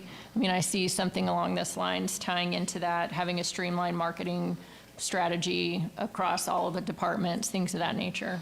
Yeah, absolutely. So it's the same thing that Mayor Van Hook alluded to. We are going through a little bit of a transition process, and so, obviously a new mayor coming on board, and we're looking at, job roles and who's doing what. We've found some opportunities for improvement. I agree with Councilmember Lotz that that's a project that could probably be done sooner rather than later. But it's just finding those, we have the right people, it's finding them in the right spots at this point. I recognize too, as I was going through all this document, I've looked over it a couple different times. I mean, there's things that are in like different categories. They aren't like lining up necessarily in here just because they kind of touch different parts. So yeah, well, remember this is 2 weeks old, so it's probably already outdated. Oh, well, all right. I'm just saying that that particular job description or whatever and the website and stuff, it's kind of, we hit that in a couple of different places throughout this. So Yeah. if we could align it all in the same fiscal year, that would be great. Yes, thank you. And I do have one more question on this section as well. As far as the long-term future of the History Museum and the partnership with the Historical Society, how does that play out with the library's plans? Like, I know there's talks that it's going to be combined. Like, at what point would we know? Because that's for, this coming up year. And how does that align with the library's plan? I guess is what I'm asking. Sure, thank you for the question. So we have just recently stood up a community engagement team of about 20 community leaders who are working with a consultant on kind of refining the various ideas that are out there concerning a new library space. Some of those ideas will stick. Some of them will get jettisoned. So right now I don't have a good answer for you, but we're in the process of figuring that out. If there is a local history component, it could be something the size of this room. It could be a full-fledged museum attached. It could be something smaller than this. So we're kind of open to all ideas currently and just doing the math to see what works space-wise and what works dollars-wise, so that the project can ultimately be successful and represent most closely what we're hearing from citizens as far as wants and needs.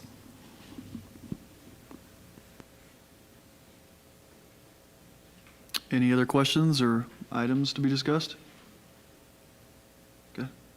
Great feedback. Very helpful. So goal 3 would be support a high quality of life for residents and visitors with action item 1 of maintaining and improving parks and parks facilities. Any questions? We look forward to discussing all these bullet points under fiscal year 1. Great. Thanks. One thing, I'm not sure if everybody's aware that the Regency Conference Center is owned by the city of O'Fallon. It was bought and paid for by the city. We still own that building, and we do lease it to the people who run it and operate it. And so, we're just trying to look, obviously we're working with them. They, like every other facility in the city, received some damage from the tornado in March. And so we've been working with them, and we're kind of re-energizing those conversations of, is there something we can do to help them grow their use? Is there something the city needs from them, and vice versa? And so I'm hopeful in this next year we can have some great ideas to bring back to the council for consideration. I have a question.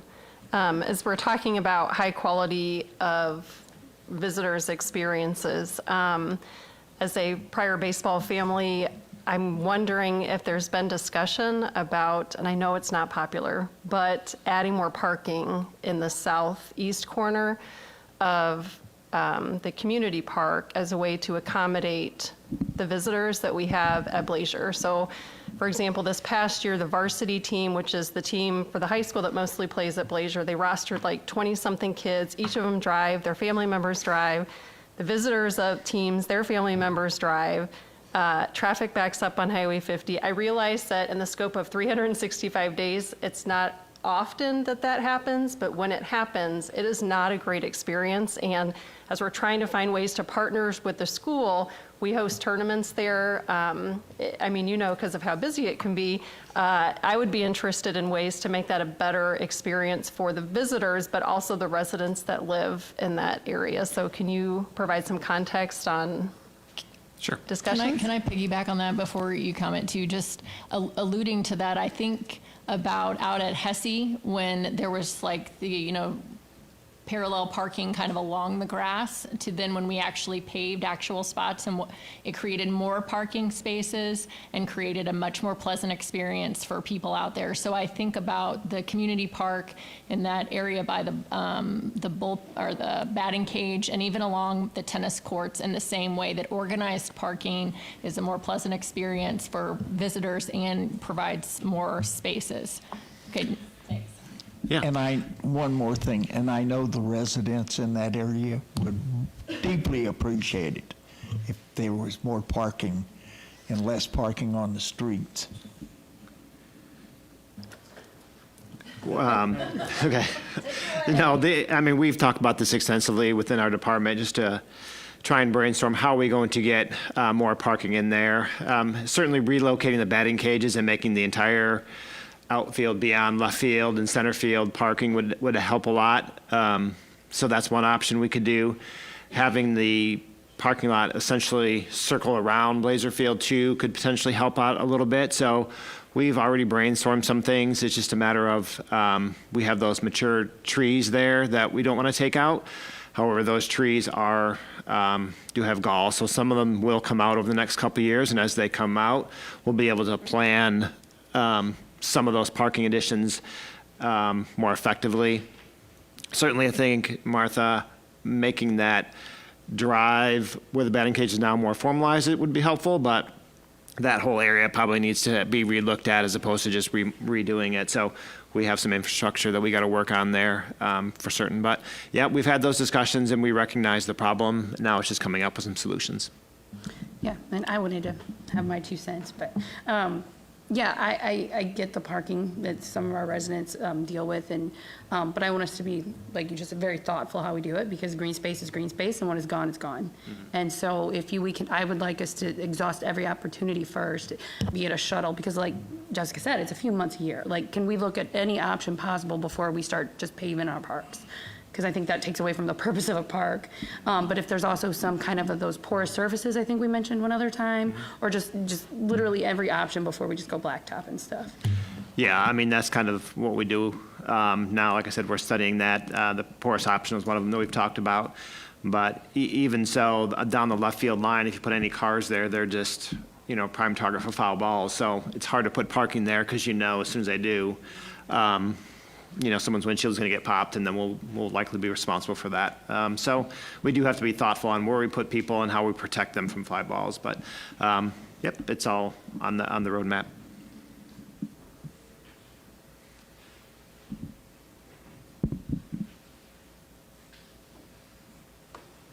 Okay, any other questions?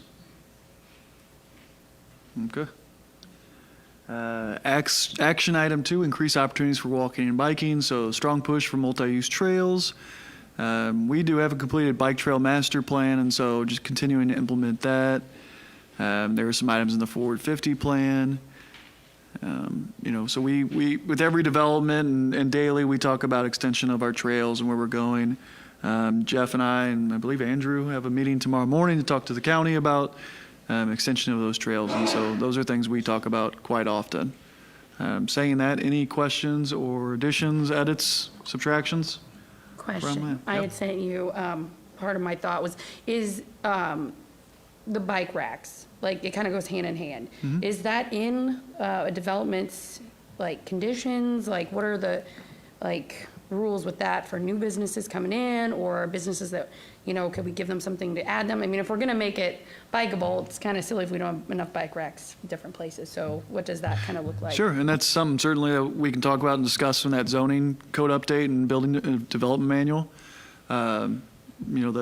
That can go in there as a ordinance change. And even like with the facade, downtown facade program, if that could be like an extension of that, like to get a few more down there, if people are doing some work, if they could just throw one up. I do believe that is included in the facade it? as an eligible cost. Mhm. Okay. Yeah. Maybe push it a little more. Push it a little bit, will do. One thing we're just careful of is, sometimes bike racks at facilities that don't have a great way to bike to them can be difficult. So, but certainly something we'll discuss. Downtown area would be great. Greg's writing it down right now. Okay, provide excellent library services for all residents. And so just like with Andrew, I will pass this on to Ryan for any comments or questions. Sure. Does anyone have any questions? I just have a clarifying question. It's not that I need to add anything on here. The library cards for the students, does that include, which I got that for my kid last year before, got the notice through District 90, but does that work for the students that don't live in the library taxing district? Yes, good question. So for some background on that, we started with District 90 last year and registered basically all of their students. We then pivoted to St. Clair School, worked with them and got their students registered.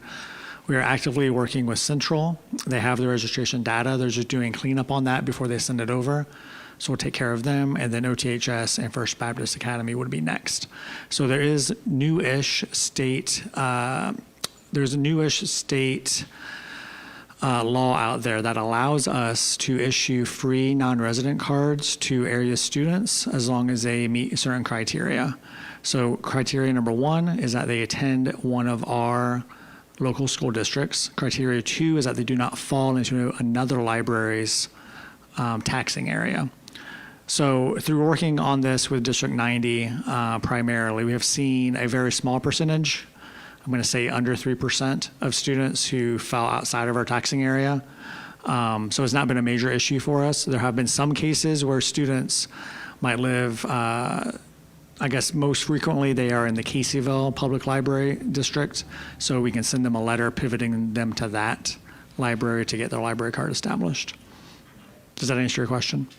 Yes, it does. It was just something I thought of because when I helped with the library at Moy, there are some kids in the Moy district that don't live in O'Fallon that didn't have access to the O'Fallon Public Library, and I had always asked about that. I mean, that was years ago. So that preceded you. So the intent of that state legislation was to ensure that every school-aged child could have a card. So again, if they're in our taxing body, that's very easy. If they're not in our taxing body and not in anyone else's taxing body, and they attend one of our schools, that's also easy. If they are in someone else's taxing area, we just direct them to them. So it ends up, they are covered one way or another. So Ryan, would that cover Shiloh's, the kids that would feed into OTHS district then? Yes, so we look at the tax bill for that residence, and as long as any of the O'Fallon school districts are listed on that tax bill, then that household would qualify. So any of the Shiloh students who would eventually feed in to OTHS are eligible. I have one more question. Along those same lines, as far as like school age kids, but what about like seniors that may be, and I know we've talked about this friends before, but like is something with like the seniors that may live in those similar situations, you know, if there was something that somehow we could help those folks out, get a card. I don't know what that would look like or how we could work, but I think that would be. Yeah, thank you for the question. So the state statutes are very clear about what we can and cannot do, and it was not until this newish legislation that we were able to issue these cards to the students. There is not yet anything for senior citizens or low-income folks. So what we're looking at is having to charge them an equitable rate of what we would charge an O'Fallon resident. Now, if the Friends of the Library or some other group want to donate funds to set up like a scholarship or an offset program, that's definitely within the realm of possibility. But as far as legal mechanisms, we would have to charge that household a non-resident fee.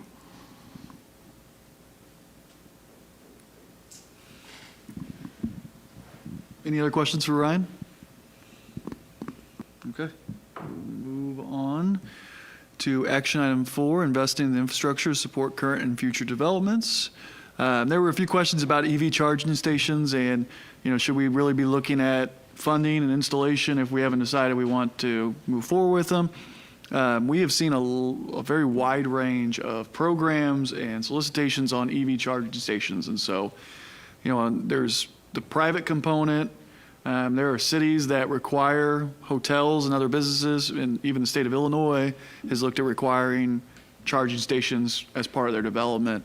That's not specific what we're looking at. We're more looking at if Ameren or somebody, I'm just using Ameren as an example, came in and installed these EV charging stations at parks and such, how would that service work? Would people pay? Would that money come back to us? Does it go directly to the third party that installed it?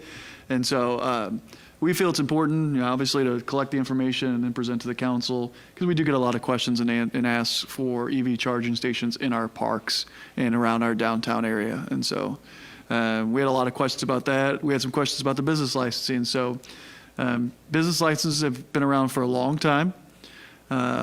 Service-based industries do not require a business license. So like lawyers and our professional services, lawyers, doctors, and such. What I was told when they were started was simply a way to keep track of who's in O'Fallon. We do have that process now through occupancy and inspections through code enforcement and building inspection division. And so this next year, our staff's going to look at pros and cons. Do we keep, right now we have annual business licensing, which typically for most businesses is April. And so we have usually Misty and Cameron that spend about 3 or 4 weeks straight every April, May, March timeframe, looking at doing nothing but renewing business licensing for all of our businesses. So we are going to evaluate that and present something and come back to the council with that. Do we have a question? Oh, sorry. Sure. Just for clarification, Grant, when you were talking about those EV charging stations, you weren't talking about the city necessarily installing them. You're just talking about getting information about how it would work if other people did and what that might mean to the city? Potentially. One would be if the city chose to install it, do we generate revenue? Okay. I mean, I don't believe it's just a service to give away. Right. But if it's a revenue source, there's a potential we could look at it and see if the council wants to get interested in it. Gotcha. Okay, thank you. Ameren has done a lot of studies over the last few years about electrical capacity. And Greg completed one just a few short months ago. And there's not a whole lot of places in town that have the capacity to do like the larger EV charging stations.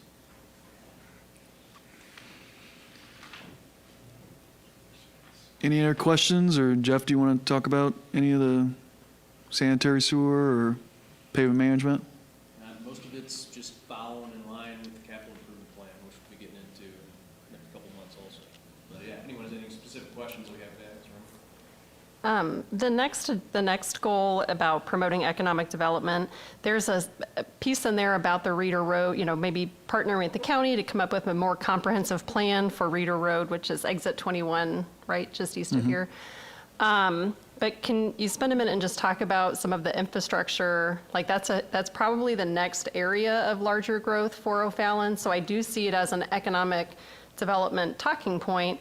But the reality is it's also an infrastructure. I mean, what comes first, the chicken or the egg? And so can you talk about some of like the current process? Like what would have to happen to get almost literally any business out there? Yep, absolutely. So a number of years ago, we had a development proposed and kind of done preliminary with TriStar Development. Unfortunately, the owner of TriStar did pass away from cancer. And he was a great guy to work with, and his son has taken over the business, and they're primarily focused on multifamily residential at this point. They do own a little bit of land out there, and there are other users that have looked around. We work with Intersect Illinois and some other state and local brokers, and what it usually comes down to is the sewer lines are not in place today. The plan is on the shelf, and the day we get a user that's large enough, we're ready and prepared to make those infrastructure improvements. Excuse me. Thank you. The issue with sewer lines at times is we can't build this large lift station and the piping to accommodate a small building that's only going to pump a small amount of refuse in it. So that's a little bit of a chicken egg. The other one is the electrical supply out there. So a lot of these larger buildings need a gas service. There's gas north of Highway 50 and south of the interstate. And so, similar to what we did with Park Place where they're relocating those electrical lines, gas extensions will have to be connected as well into those areas. Last time we talked about it, it was about $4 or $5 million. About $4 or $5 million. That was maybe 4 or 5 years ago. So I imagine that price has gone up substantially. Just for the gas extension. So we've been talking to users that can mainly not use a standard gas heating system. There are challenges over there with the airport runways. No exterior tanks are allowed above ground, so the option to use propane heating or other types of heating fuel is also very difficult to work with. But a recent update for the area is that Greg and I went to the regional Air Force Overlay Regional Advisory Board meeting on July 31st. And this is a board of each city in the county that meets and talks about potential uses that go on the runway. And the actual building we discussed, it was in Mascoutah. But out of that meeting, we also decided as a group that maybe it's time to dust off the joint land use study and renew that going forward. So again, we talked about the development manual and stuff. That's also a monumental task. The good news is we don't run it. The county does through a consultant, and so we'd be heavily involved. But that kind of talks about base encroachment and what works. It's also an opportunity to work with the county on what they want to do with their land and try to get a more cohesive path forward from all the users out there. Is the railroad over the bridge where it's one lane, is that still an issue that is it the railroad are there any options? Has it been discussed? Because many times. But with the immediate interstate access on 21, it's not a huge issue to a lot of users on the south side, which will be most likely the first larger to be developed. All the larger ones that are being developed on the north side are along Highway 50, which has direct access. And we've talked to numerous times about Shiloh Valley Township Road and how to improve it. It's another potential challenge. Once you get past kind of the IDOT salt dome, it turns into just a little 2-lane road until it gets back close to the interstate exit.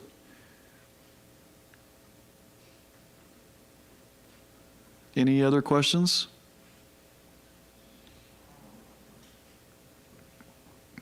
Okay. So goal 4, we already jumped into it, but support growth of development O'Fallon. Again, we discussed a little bit of having an opportunity to look at different positions and see what best fits and where our roles can be maximized. In this close connection with Greg Anderson's department and his ties to economic development. And I've had this discussion with a number of council members. So economic development, as we do it in O'Fallon, there's the marketing and the shaking hands portion, but and a few council members have kind of sat with us the last few meetings on economic development. What staff and our tenure here has provided is our ability to sit down with a developer, and it helps when we understand what the council wants and desires and usually asks for, because we can give that direct feedback to them. I would say probably 8 or 9 out of every 10 projects that come to City Hall, we look at once and we say, it's not going to happen. It's just not, parking, access is not great. We don't think it's a great fit. And so we can always improve in economic development through maximizing our staff and means and resources. But we're using a lot of what Andrew does with Placer AI as well to help us in that capacity. Again, we already talked about Reader Road and then the McKendree Recplex. When we talk about, future opportunities in the city of O'Fallon, obviously everybody knows the sports park. We know the development that's going up there, the roadways, the capacity we have, Central Park, the hospital, Regency, West O'Fallon with Walmart and Sam's Club. We're used to talking about those areas and retail and sports tourism. But if you look at kind of roadway capacity and undeveloped land at this point, there's a lot out by the Recplex and as we talked, Reader Road. And so, continue to push towards those development areas. It's still a little green, as they say. And so keep on pushing that, notifying that that could be the next great opportunity for the city of O'Fallon development-wise.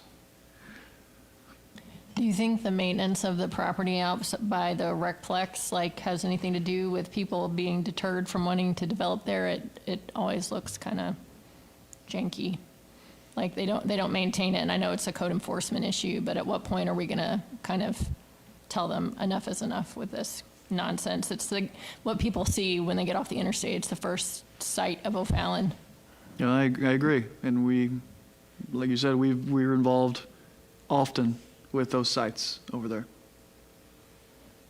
And I think the reason, you don't see a whole lot of development that's gone up already around those sites. Why is the development in that area so slow? Is it the person that owns the property doesn't? Because it's a great opportunity out there. I agree, it's a great opportunity. So we're going to move on to the next action items. If anybody has any questions. I do. Yes, ma'am. Martha alluded to it earlier, but I want to formally say your point about economic development being everybody's job, right? It's not, we don't have one economic development person. It's Park's job, it's your job, it's Greg's job, it's all of our jobs. Something that I'm beginning to advocate more mentally for, and now putting it out there, is because we've created such this great life cycle for residents and visitors. Every time we build something for visitors, we make sure we pair that something with residents. So the sports park went in and we built O'Fallon Station. We keep adding to the sports park. We've committed and we upgraded the community park. So I don't know that people always see that's, but we do try to work really hard to achieve that balance. Something I don't think we do well at all is taking this economic engine that has been created from a lot of people and making sure that visitors who come here, we're driving them to the extent that we can. We have not made it easy for them to shop local. They're, aside from the website, we just don't have one person that's in charge of making sure the hotels, we know what's coming in. Do they have, if it's not a sports related thing that requires a permit through us or we've brought it into town, do we know who's coming and staying in the hotels? So I think being more mindful and potentially making it somebody's job to not develop the economic development, but engage. Take what we already have a point of person for the hotels, for the chamber, for businesses, for parks, have that person whose job is to make sure that we are doing what we can as a government to make sure that it is as easy as it can be for people who already come here to then have a better experience while they're here. We have a lot of things for people to do, and we're not doing that very well. So I'm an advocate for, I don't know if it's a part-time job or as you are reimagining people's positions, to have an economic engagement role in the forefront, because we've worked really hard to get to this point, and I want to make sure we're capitalizing on that. Thank you. I'd like to say I second that. and third it and fourth it. So thank you. Everything Jessica said. Remember that when it comes budget time, personnel requests. So these are recorded meetings, by the way. But yeah, you are right. I mean, I wouldn't say we don't do it well. We just don't do it as well as we can. Because, I mean, you guys have seen it. We're all very busy. Greg, he does work to meet with the hotels. We meet as a group. But it's more to create an atmosphere in which they can be successful, not walking them through that success. And I agree, we can be better at that. Okay, any other questions? Yes. The third year project, encouraging businesses, we should be doing that now to get businesses to apply for grants to help create jobs. That's, to me, that's in the wrong spot. It should be done now at this time. Under year 2, starting with evaluate incentives? You can encourage all to apply for state grants and job grants. We do. In fact, we have, HSHS has done that. We've walked through that project. A lot of these state grants or job creations are large employers. And then we do partner with St. Clair County Workforce Development that helps smaller businesses with workforce training. And so there are a lot of things in here that, we do our best to not put items that we do every day. And so I would say that's probably one of them that we do all the time.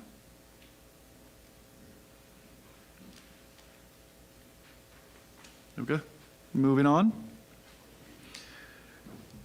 So we have an action item about the downtown district. Redeveloping Southview Plaza. I'm here to tell you that will probably be in all 3 years.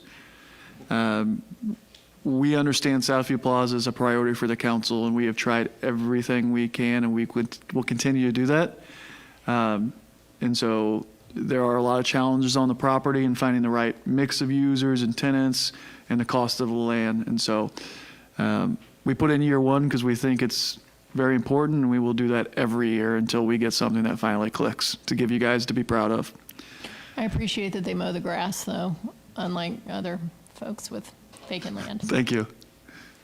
And I will give appreciation to the owner, Mr. Rob Kim, who does not live here, but he's easy to connect with. And as soon as we inform him, he inherited this from his father. He lives in Green Bay, Wisconsin. But whenever we reach out to him, he's quick to rectify it. Updating the downtown master plan, we last did this almost 10 years ago, and so it's time to kind of look at in conjunction with our streetscaping as we move forward with that, and it looks at pedestrian access. Parking's a big thing. We're always talking about parking in downtown because it's kind of a magic formula. You don't want to have way too much parking, but you don't want to have no parking. Nobody ever comes to a city because their parking's so great. And so it's the mix of finding the right users, but then having the parking available for them. So a question about that one. Yes. And it kind of goes into the master plan and kind of into the zoning thing too. So Greg, you might be up.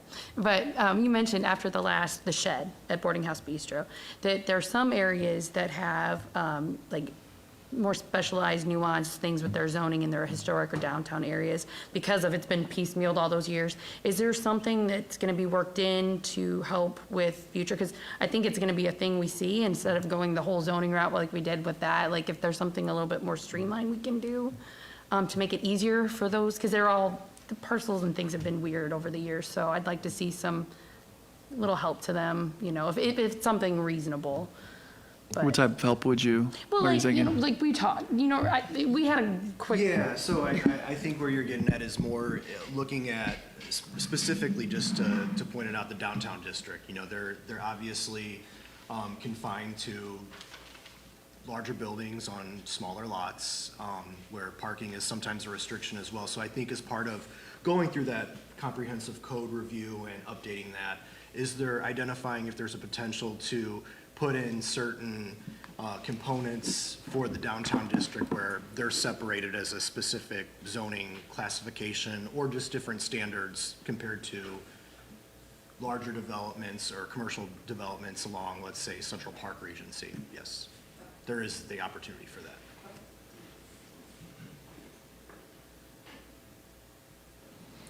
Okay, just for some color commentary on the downtown boxes, I actually like those. My concern, some of them are like in the middle of the sidewalk, and I don't have to use a wheelchair, but I am concerned with the placement of some of them. So as we redesign them, can we make sure they're not on sidewalks? Or at least where they're blocking part of the sidewalk? So we do evaluate them all the time about ADA compliance, and so they're compliant with the ADA. I will update that we're going through a redesign of the blocks. Greg's coming up with some great ideas and designs. When we installed them the first time, they were big and orange and they were to draw attention. Now we've moved into the shock and awe and more into let's get into the branding and help push out what's in downtown and stuff. But I like how I know when I see that orange logo, even on the new stuff by the park, I know what it's for, though. Right, so we're not going to change the orange logo. It's just some other features we can put on the box, like a QR code that talks about what's in A few downtown. years ago, that's a great idea. Yeah. It takes a while If to you catch want to up. use my likeness, you're welcome to do Absolutely, that. will do. That will definitely draw some attention. Yep. So, okay, moving on to public safety. So Kirk, would you like to cover these items if there's any questions or? Sure. Yeah. Okay. Is there any questions?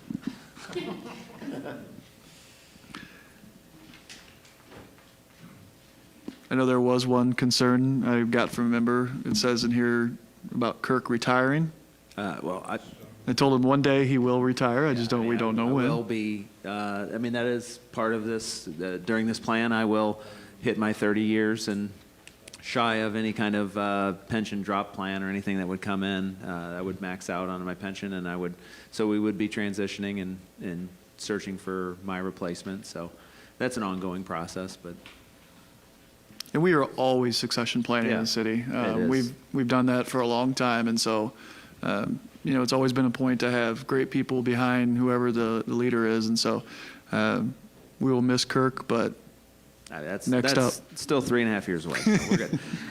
Didn't want to scare anybody. We told him actually to remove that. that. Stuff that we have is growing. Is taking a look at the growth of public safety, both with EMS, with fire, with MECOM, with police, as we add, as new businesses and new things come into town. We're just constantly taking a look to make sure that we have the adequate resources to handle what we need to handle in the city. So if there's any specific questions about anything, I'm open to anything. I have a question about the, sorry, I had my head down, I apologize. With the future funding needs for the fire department and EMS, are we going to discuss when that budget process comes along, like some other revenue streams, specifically for fire, because they don't have a revenue stream like EMS does, like not just being property taxes, but maybe using other revenue sources from the city to fund that? Are we going to have those discussions? I don't know what future funding needs means. I vote yes. Okay, perfect. So the real challenge is that, as you said, our budget is strictly off the property taxes. Unfortunately, with everything in life right now, the cost of everything has gone up, right? So we talk about our fire trucks. A standard fire truck is no less than $1 million. A ladder truck is no less than 2.5. We know statistically, and just based on that $300 million project that's coming, we're going to need a ladder truck. Our 75-foot truck is not going to reach those buildings with the standoff distance and the height of them. So we know off the bat that we probably need to start planning for a 100-foot or 125-foot truck. So there's $2.5 million. We've grown, which is great. We went from 39 people when I started to we're at 60, and I've got 10 in the academy, and I've got 5 more waiting. So we potentially could hit about 75 people by the end of the year. That's great, but that's $8,000 a person in equipment and the gear to outfit them. So that adds up very quickly. So our budget, where we used to put money away into our capital improvement type planning, is just not there. It's dollar for dollar in, dollar for dollar out. So I would like to definitely try to talk about other funding sources. We'd like to get to a 24-hour coverage, fill in those last 2, but even that alone is about $250,000 more I need each year just to finish that manpower. On the big side, the happy, bright side of that is, even talking merger with fire and EMS, I think that's something we can continue to push down the road because we are growing and meeting the standards very successfully. You know, Belleville City is about 60 people. They run about 2,800 calls. They do not do EMS. We do about 1,300 calls. EMS does about 6,000 calls. So if we combine, we're talking 8,000 calls as a department. And then if you look at the industry standards, you're talking about a department that's probably going to need somewhere between 80 and 100 firefighters. So do the math on that for what your manpower costs would be, and it's going to be quite a bit more than our combined budgets would even allow for. So I think there's still a lot of years left in the way we're structured, but we do need to start looking at how to fund that. While we do need more money, it's not nearly as much as we would need to do a combined department at this point. Okay. I mean, I'm just one person, but I would like to see some other options, particularly for fire, other than just property taxes. And then have we talked about, like, with the sports park, as we continue to, like, have tournaments and things like that, this staffing needs for, like, having EMS out there, things like that? Because when I've gone to larger tournaments for my kids at larger facilities that are even bigger than the sports park, they have like someone there all the time, like an ambulance there all the time. I realize all these things have costs, but since the sports park is bringing in all this revenue and all these people, I think some of those, some of that revenue should be going back into probably fire and EMS, as well as I had a question about like our repeat EMS visitors, like where we're having to go to the same houses multiple times, but they're not getting charged anything for that. And even some of these retirement communities, can we talk about that at some point? Not tonight, but at some point. Yeah, yes, we definitely can. I'm open for any conversations. We're hoping that with the addition of the new social worker, with the repeat clients, that we continue to go out to the houses, that we can try to help and try to find other services for them, so that way we're not continuing to go out there. We haven't found a need yet to have the EMS out at the sports park, like full time for that. They do run out of Station 4, which is really quick. So when we have that, but it's a constant evaluation of where our calls are and what we're doing. So that's happening every year, just to ensure that we have adequate coverage for both EMS and fire. Okay, so two things real quick. The first one, the volunteer program, I was excited to see that. I know I've talked to somebody in Fairview that's the feeder off of their like police academy, and it's a cool thing. So I'm excited to see that added. Second thing is the traffic unit in FY28. I think that's something that we all get kind of hammered with a lot, is traffic and speeding. I know we used to have a traffic unit, so is it going to be similar to what it used to be? Is it going to be different? Could it maybe moved up? Like what? So we still have traffic. So it's my philosophy that every officer is a traffic officer. It's what you do. When you're a police officer, you're out in the neighborhood. So in general, each shift actually has an officer that is in charge of traffic for that day, handling traffic crashes and stuff. So as we've kind of looked at redeploying some of our assets to different things, we've added an SRO, we've added an administrative sergeant. That is one of the things that potentially over the next couple of years would be some kind of a different assignment for officers to kind of go into a traffic unit and have that. We're just weighing the pros and the cons of that right now, because it is important to make sure that our officers are well-rounded and that they are handling that, because it's important for all of our officers to be in our community and be in the neighborhoods. So it's something that we're looking into. Yeah, not this fiscal year, but going to take a look at what that looks like with our redeployment and potentially doing that the next year. Yeah. Chief, real quick, when you say added an SRO, added an admin sergeant, you realigned. You didn't. Realigned. They're not we did new. Not add to right. the So officers. Yes, we redeployed them in different areas. Right. And it was part of fixing our span of control and providing some more resources for our sergeants on the street. Yes. And I think that's a trend we do as all departments. We try to look at what we have and make changes as best we can. So if we come back to a budget item with a personnel request, it's usually our last resort. We remain pretty lean as a full-time staff, and so we try to use every tool we can. And Sandy always tells us no every time we try to add head count. So. Okay, next up, I think it's Sandy, isn't it? All right, so next up is questions for Sandy with a lot of her stuff. Or Sandy, do you want? Yes, any questions? It's been the theme tonight. Yep. So those who don't know, an enterprise resource planning system is, kind of our bones meat of our system. It's all of our financials, utility billing, and so we talked about large projects that take a long time. This is one we started many years ago, and it will continue for a while. But when we do change it, it will be a huge programming and software change. Because the software, it ties in, every department has a different piece of the puzzle. A lot of ERPs, it's all inclusive. You have parks that automatically goes into it. Community development. Our departments have already looked at their own software and they're happy with it. So finance and utility billing are the two outstanding processes that we have decided it really needs to be upgraded. So as Grant says, this has been something that we have looked at over many, many years.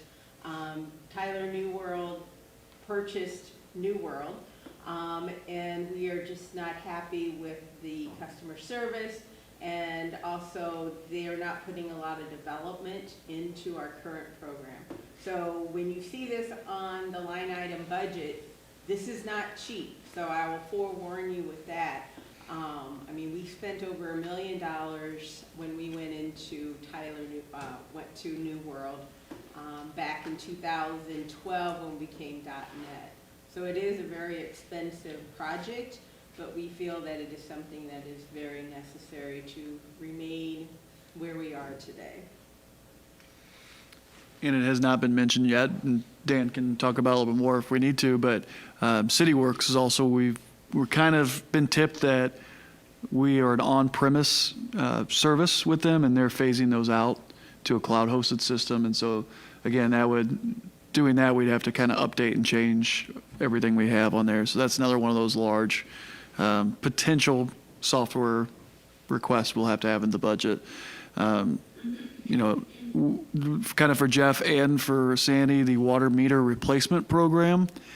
This is a very large project. If you think about every water meter in town and changing them out, I know the ERTs, so the system, the readers today, they get old, they have bad reads, sometimes their batteries die. We did receive a question from a council member in a forum about, can we also look at kind of recording the sewer usage? Potential something we could look at in a new system as we continue to move forward. I know that we've looked at them over the years, and the new systems are all hooked online and everything, and then actually report a leak or a water main break to a system before we ever see water coming out of the ground. So there's a lot of opportunities as we move forward in these replacement programs.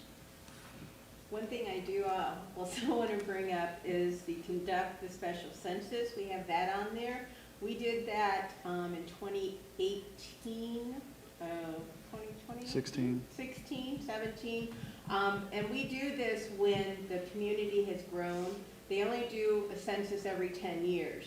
And because we get funding through the state, through the income tax and the use tax, part of that money then comes back to the citizens based on per capita.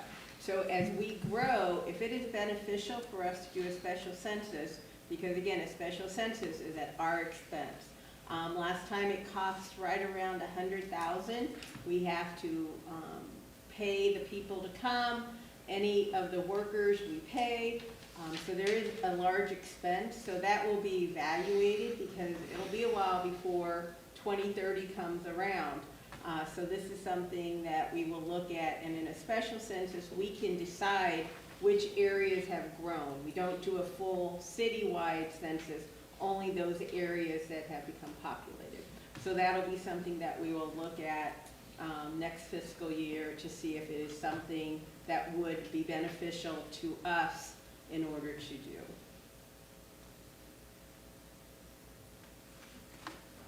Sandy, can I ask a clarifying question? With your ERP, so this would change potentially like utility billing or like the way that people pay their bills, or? It would probably give them more options.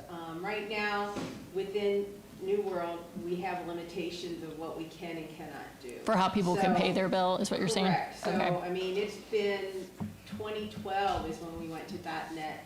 There's been a lot of new things going out, you know, that we haven't been able to upgrade. Some of the things we've tried have failed because the system can't support it. Okay, so then also, just to make sure I understand, then we'll still have like multiple entities, for lack of better terms, for the citizens that have to pay for different things. So like utility billing, you'll still only use this one system. If you're registering something for the parks, you have to use this other system. If you're paying like a building permit, you use this other system. We don't have anything that integrates all of these different functionalities into one place. So if you're Okay. paying, the revenues for parks goes through what they're. Does something like that not exist, or we just are hesitant to do that? It's just, it's, everything is so different. I'm just trying to think from a resident standpoint, like continuity across those things would be So helpful. part of but- it, like with utility billing software, it's connected right to their water and sewer usage or water usage. When you pay a building permit and occupancy fees, it's a separate system with separate workflows.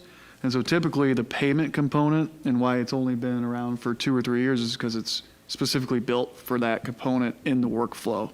And so there's no way to connect them with our current system. I have yet to see an all-encompassing city-wide service that does everything. Okay, I was just curious. It was just, Right. I was curious. A lot of times if I'm renting a pavilion, I'm also paying my water bill at the same time. So it is kind of a separate. Well, that's true. But as you and I have talked before, there are different processing fees for each one of these. So I can register my kids for all kinds of events through the park and use my credit card, and I don't pay any fees, but I can't pay my water bill without paying fees online. And to me, that seems wrong. But it's, I guess, the way it's structured right now. Well, I mean, I'll speak to that because I think we are trying to all align. It just takes a little bit of time. So like, you won't find that we won't charge you a processing fee for credit cards in Parks and Rec very much longer. In fact, we've already started that process. So I think we're all aligning to be similar.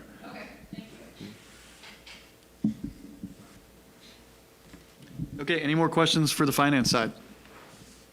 Okay, next up, action item is cultivating a skilled, diverse, and engaged municipal workforce. This is mainly HR items, and so our HR director, Ashley Baker, is here if anybody has questions about any of these items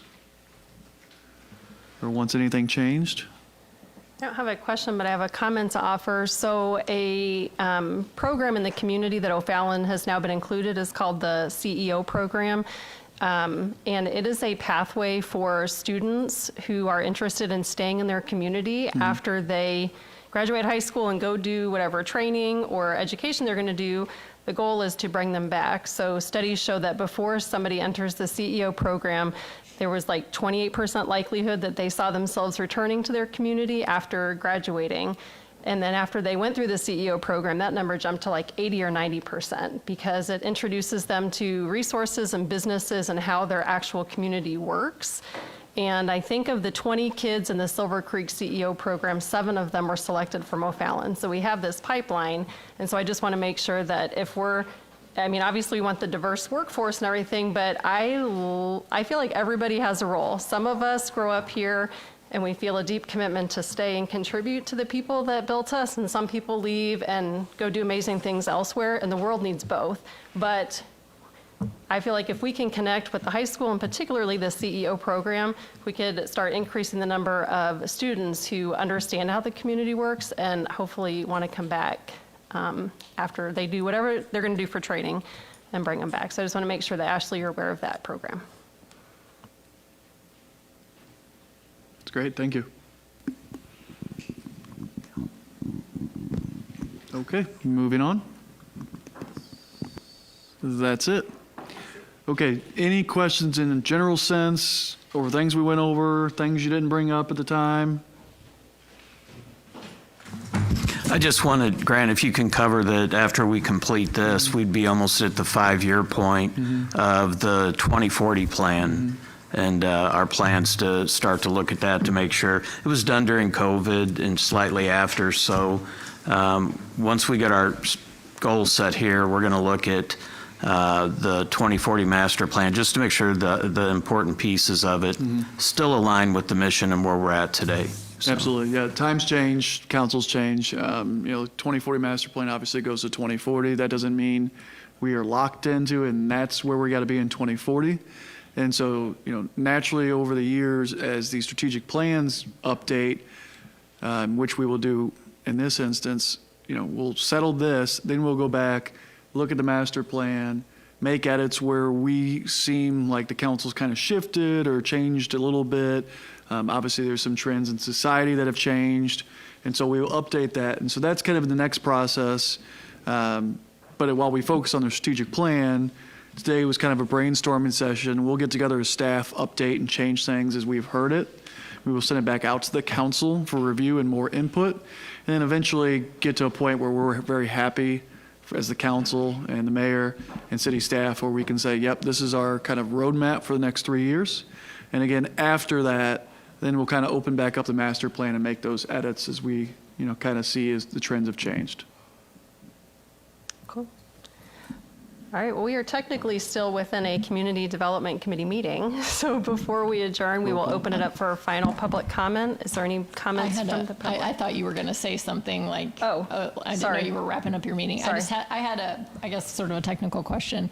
So this is not like related to the strategic plan per se, but just to help me understand the processes moving forward, when we have is there opportunities if we have suggestions for other, I don't know, like public facing type things that they can get brought up? It's not like a strategic plan necessarily item, but what is the space to offer those suggestions to the staff? What's the appropriate channel to offer other types of suggestions to the staff?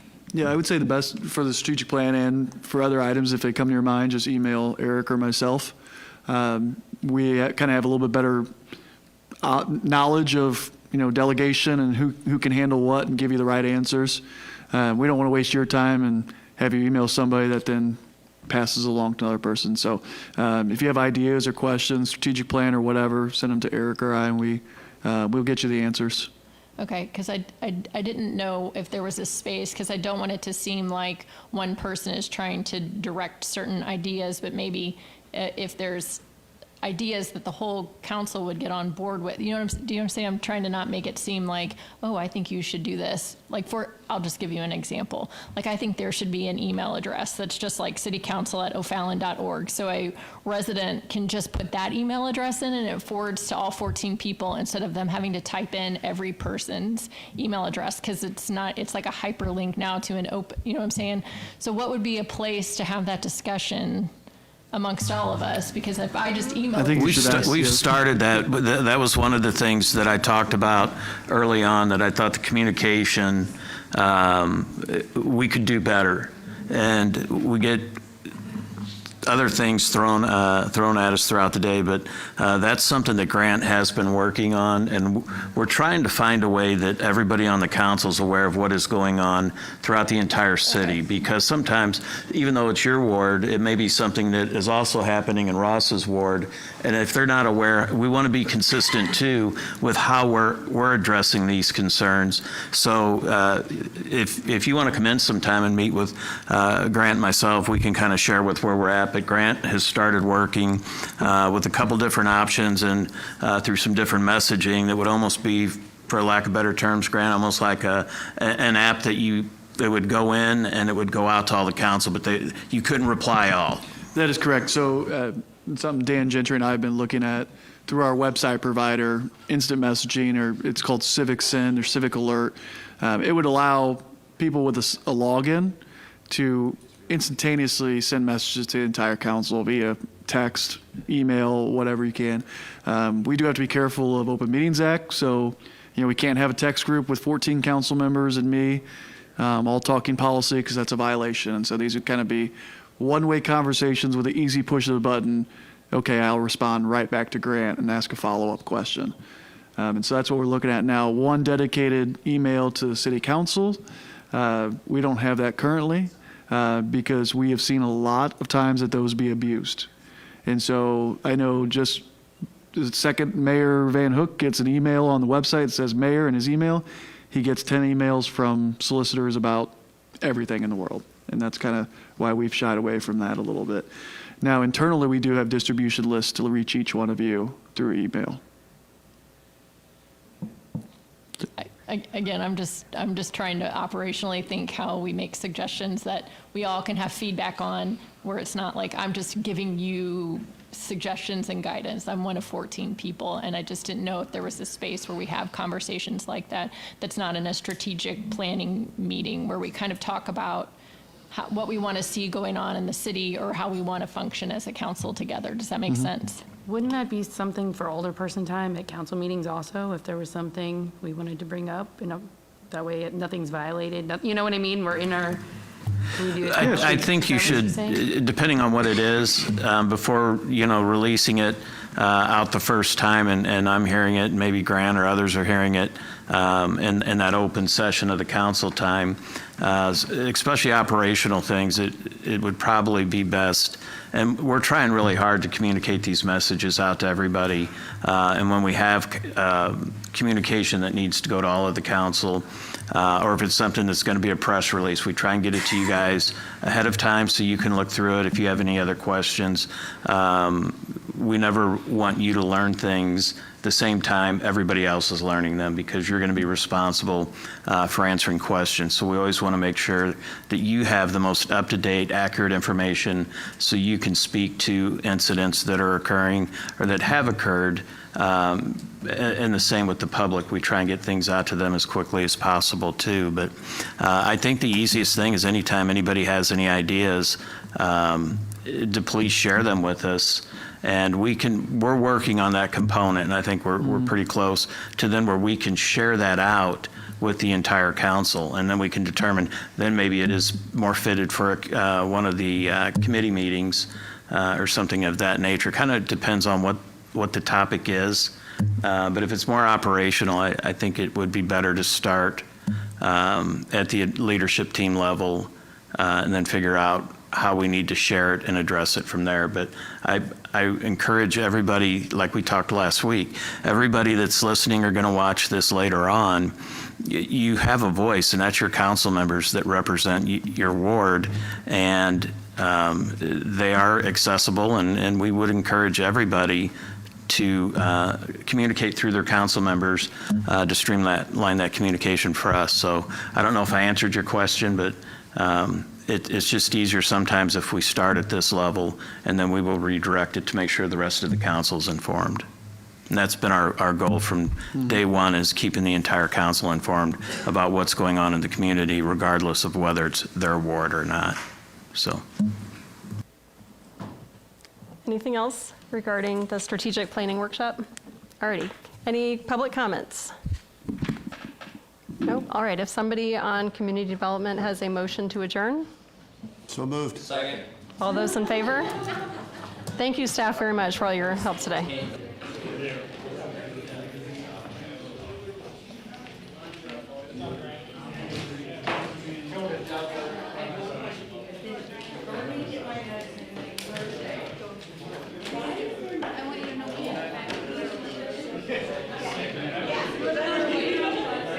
Take about all that, Jerry.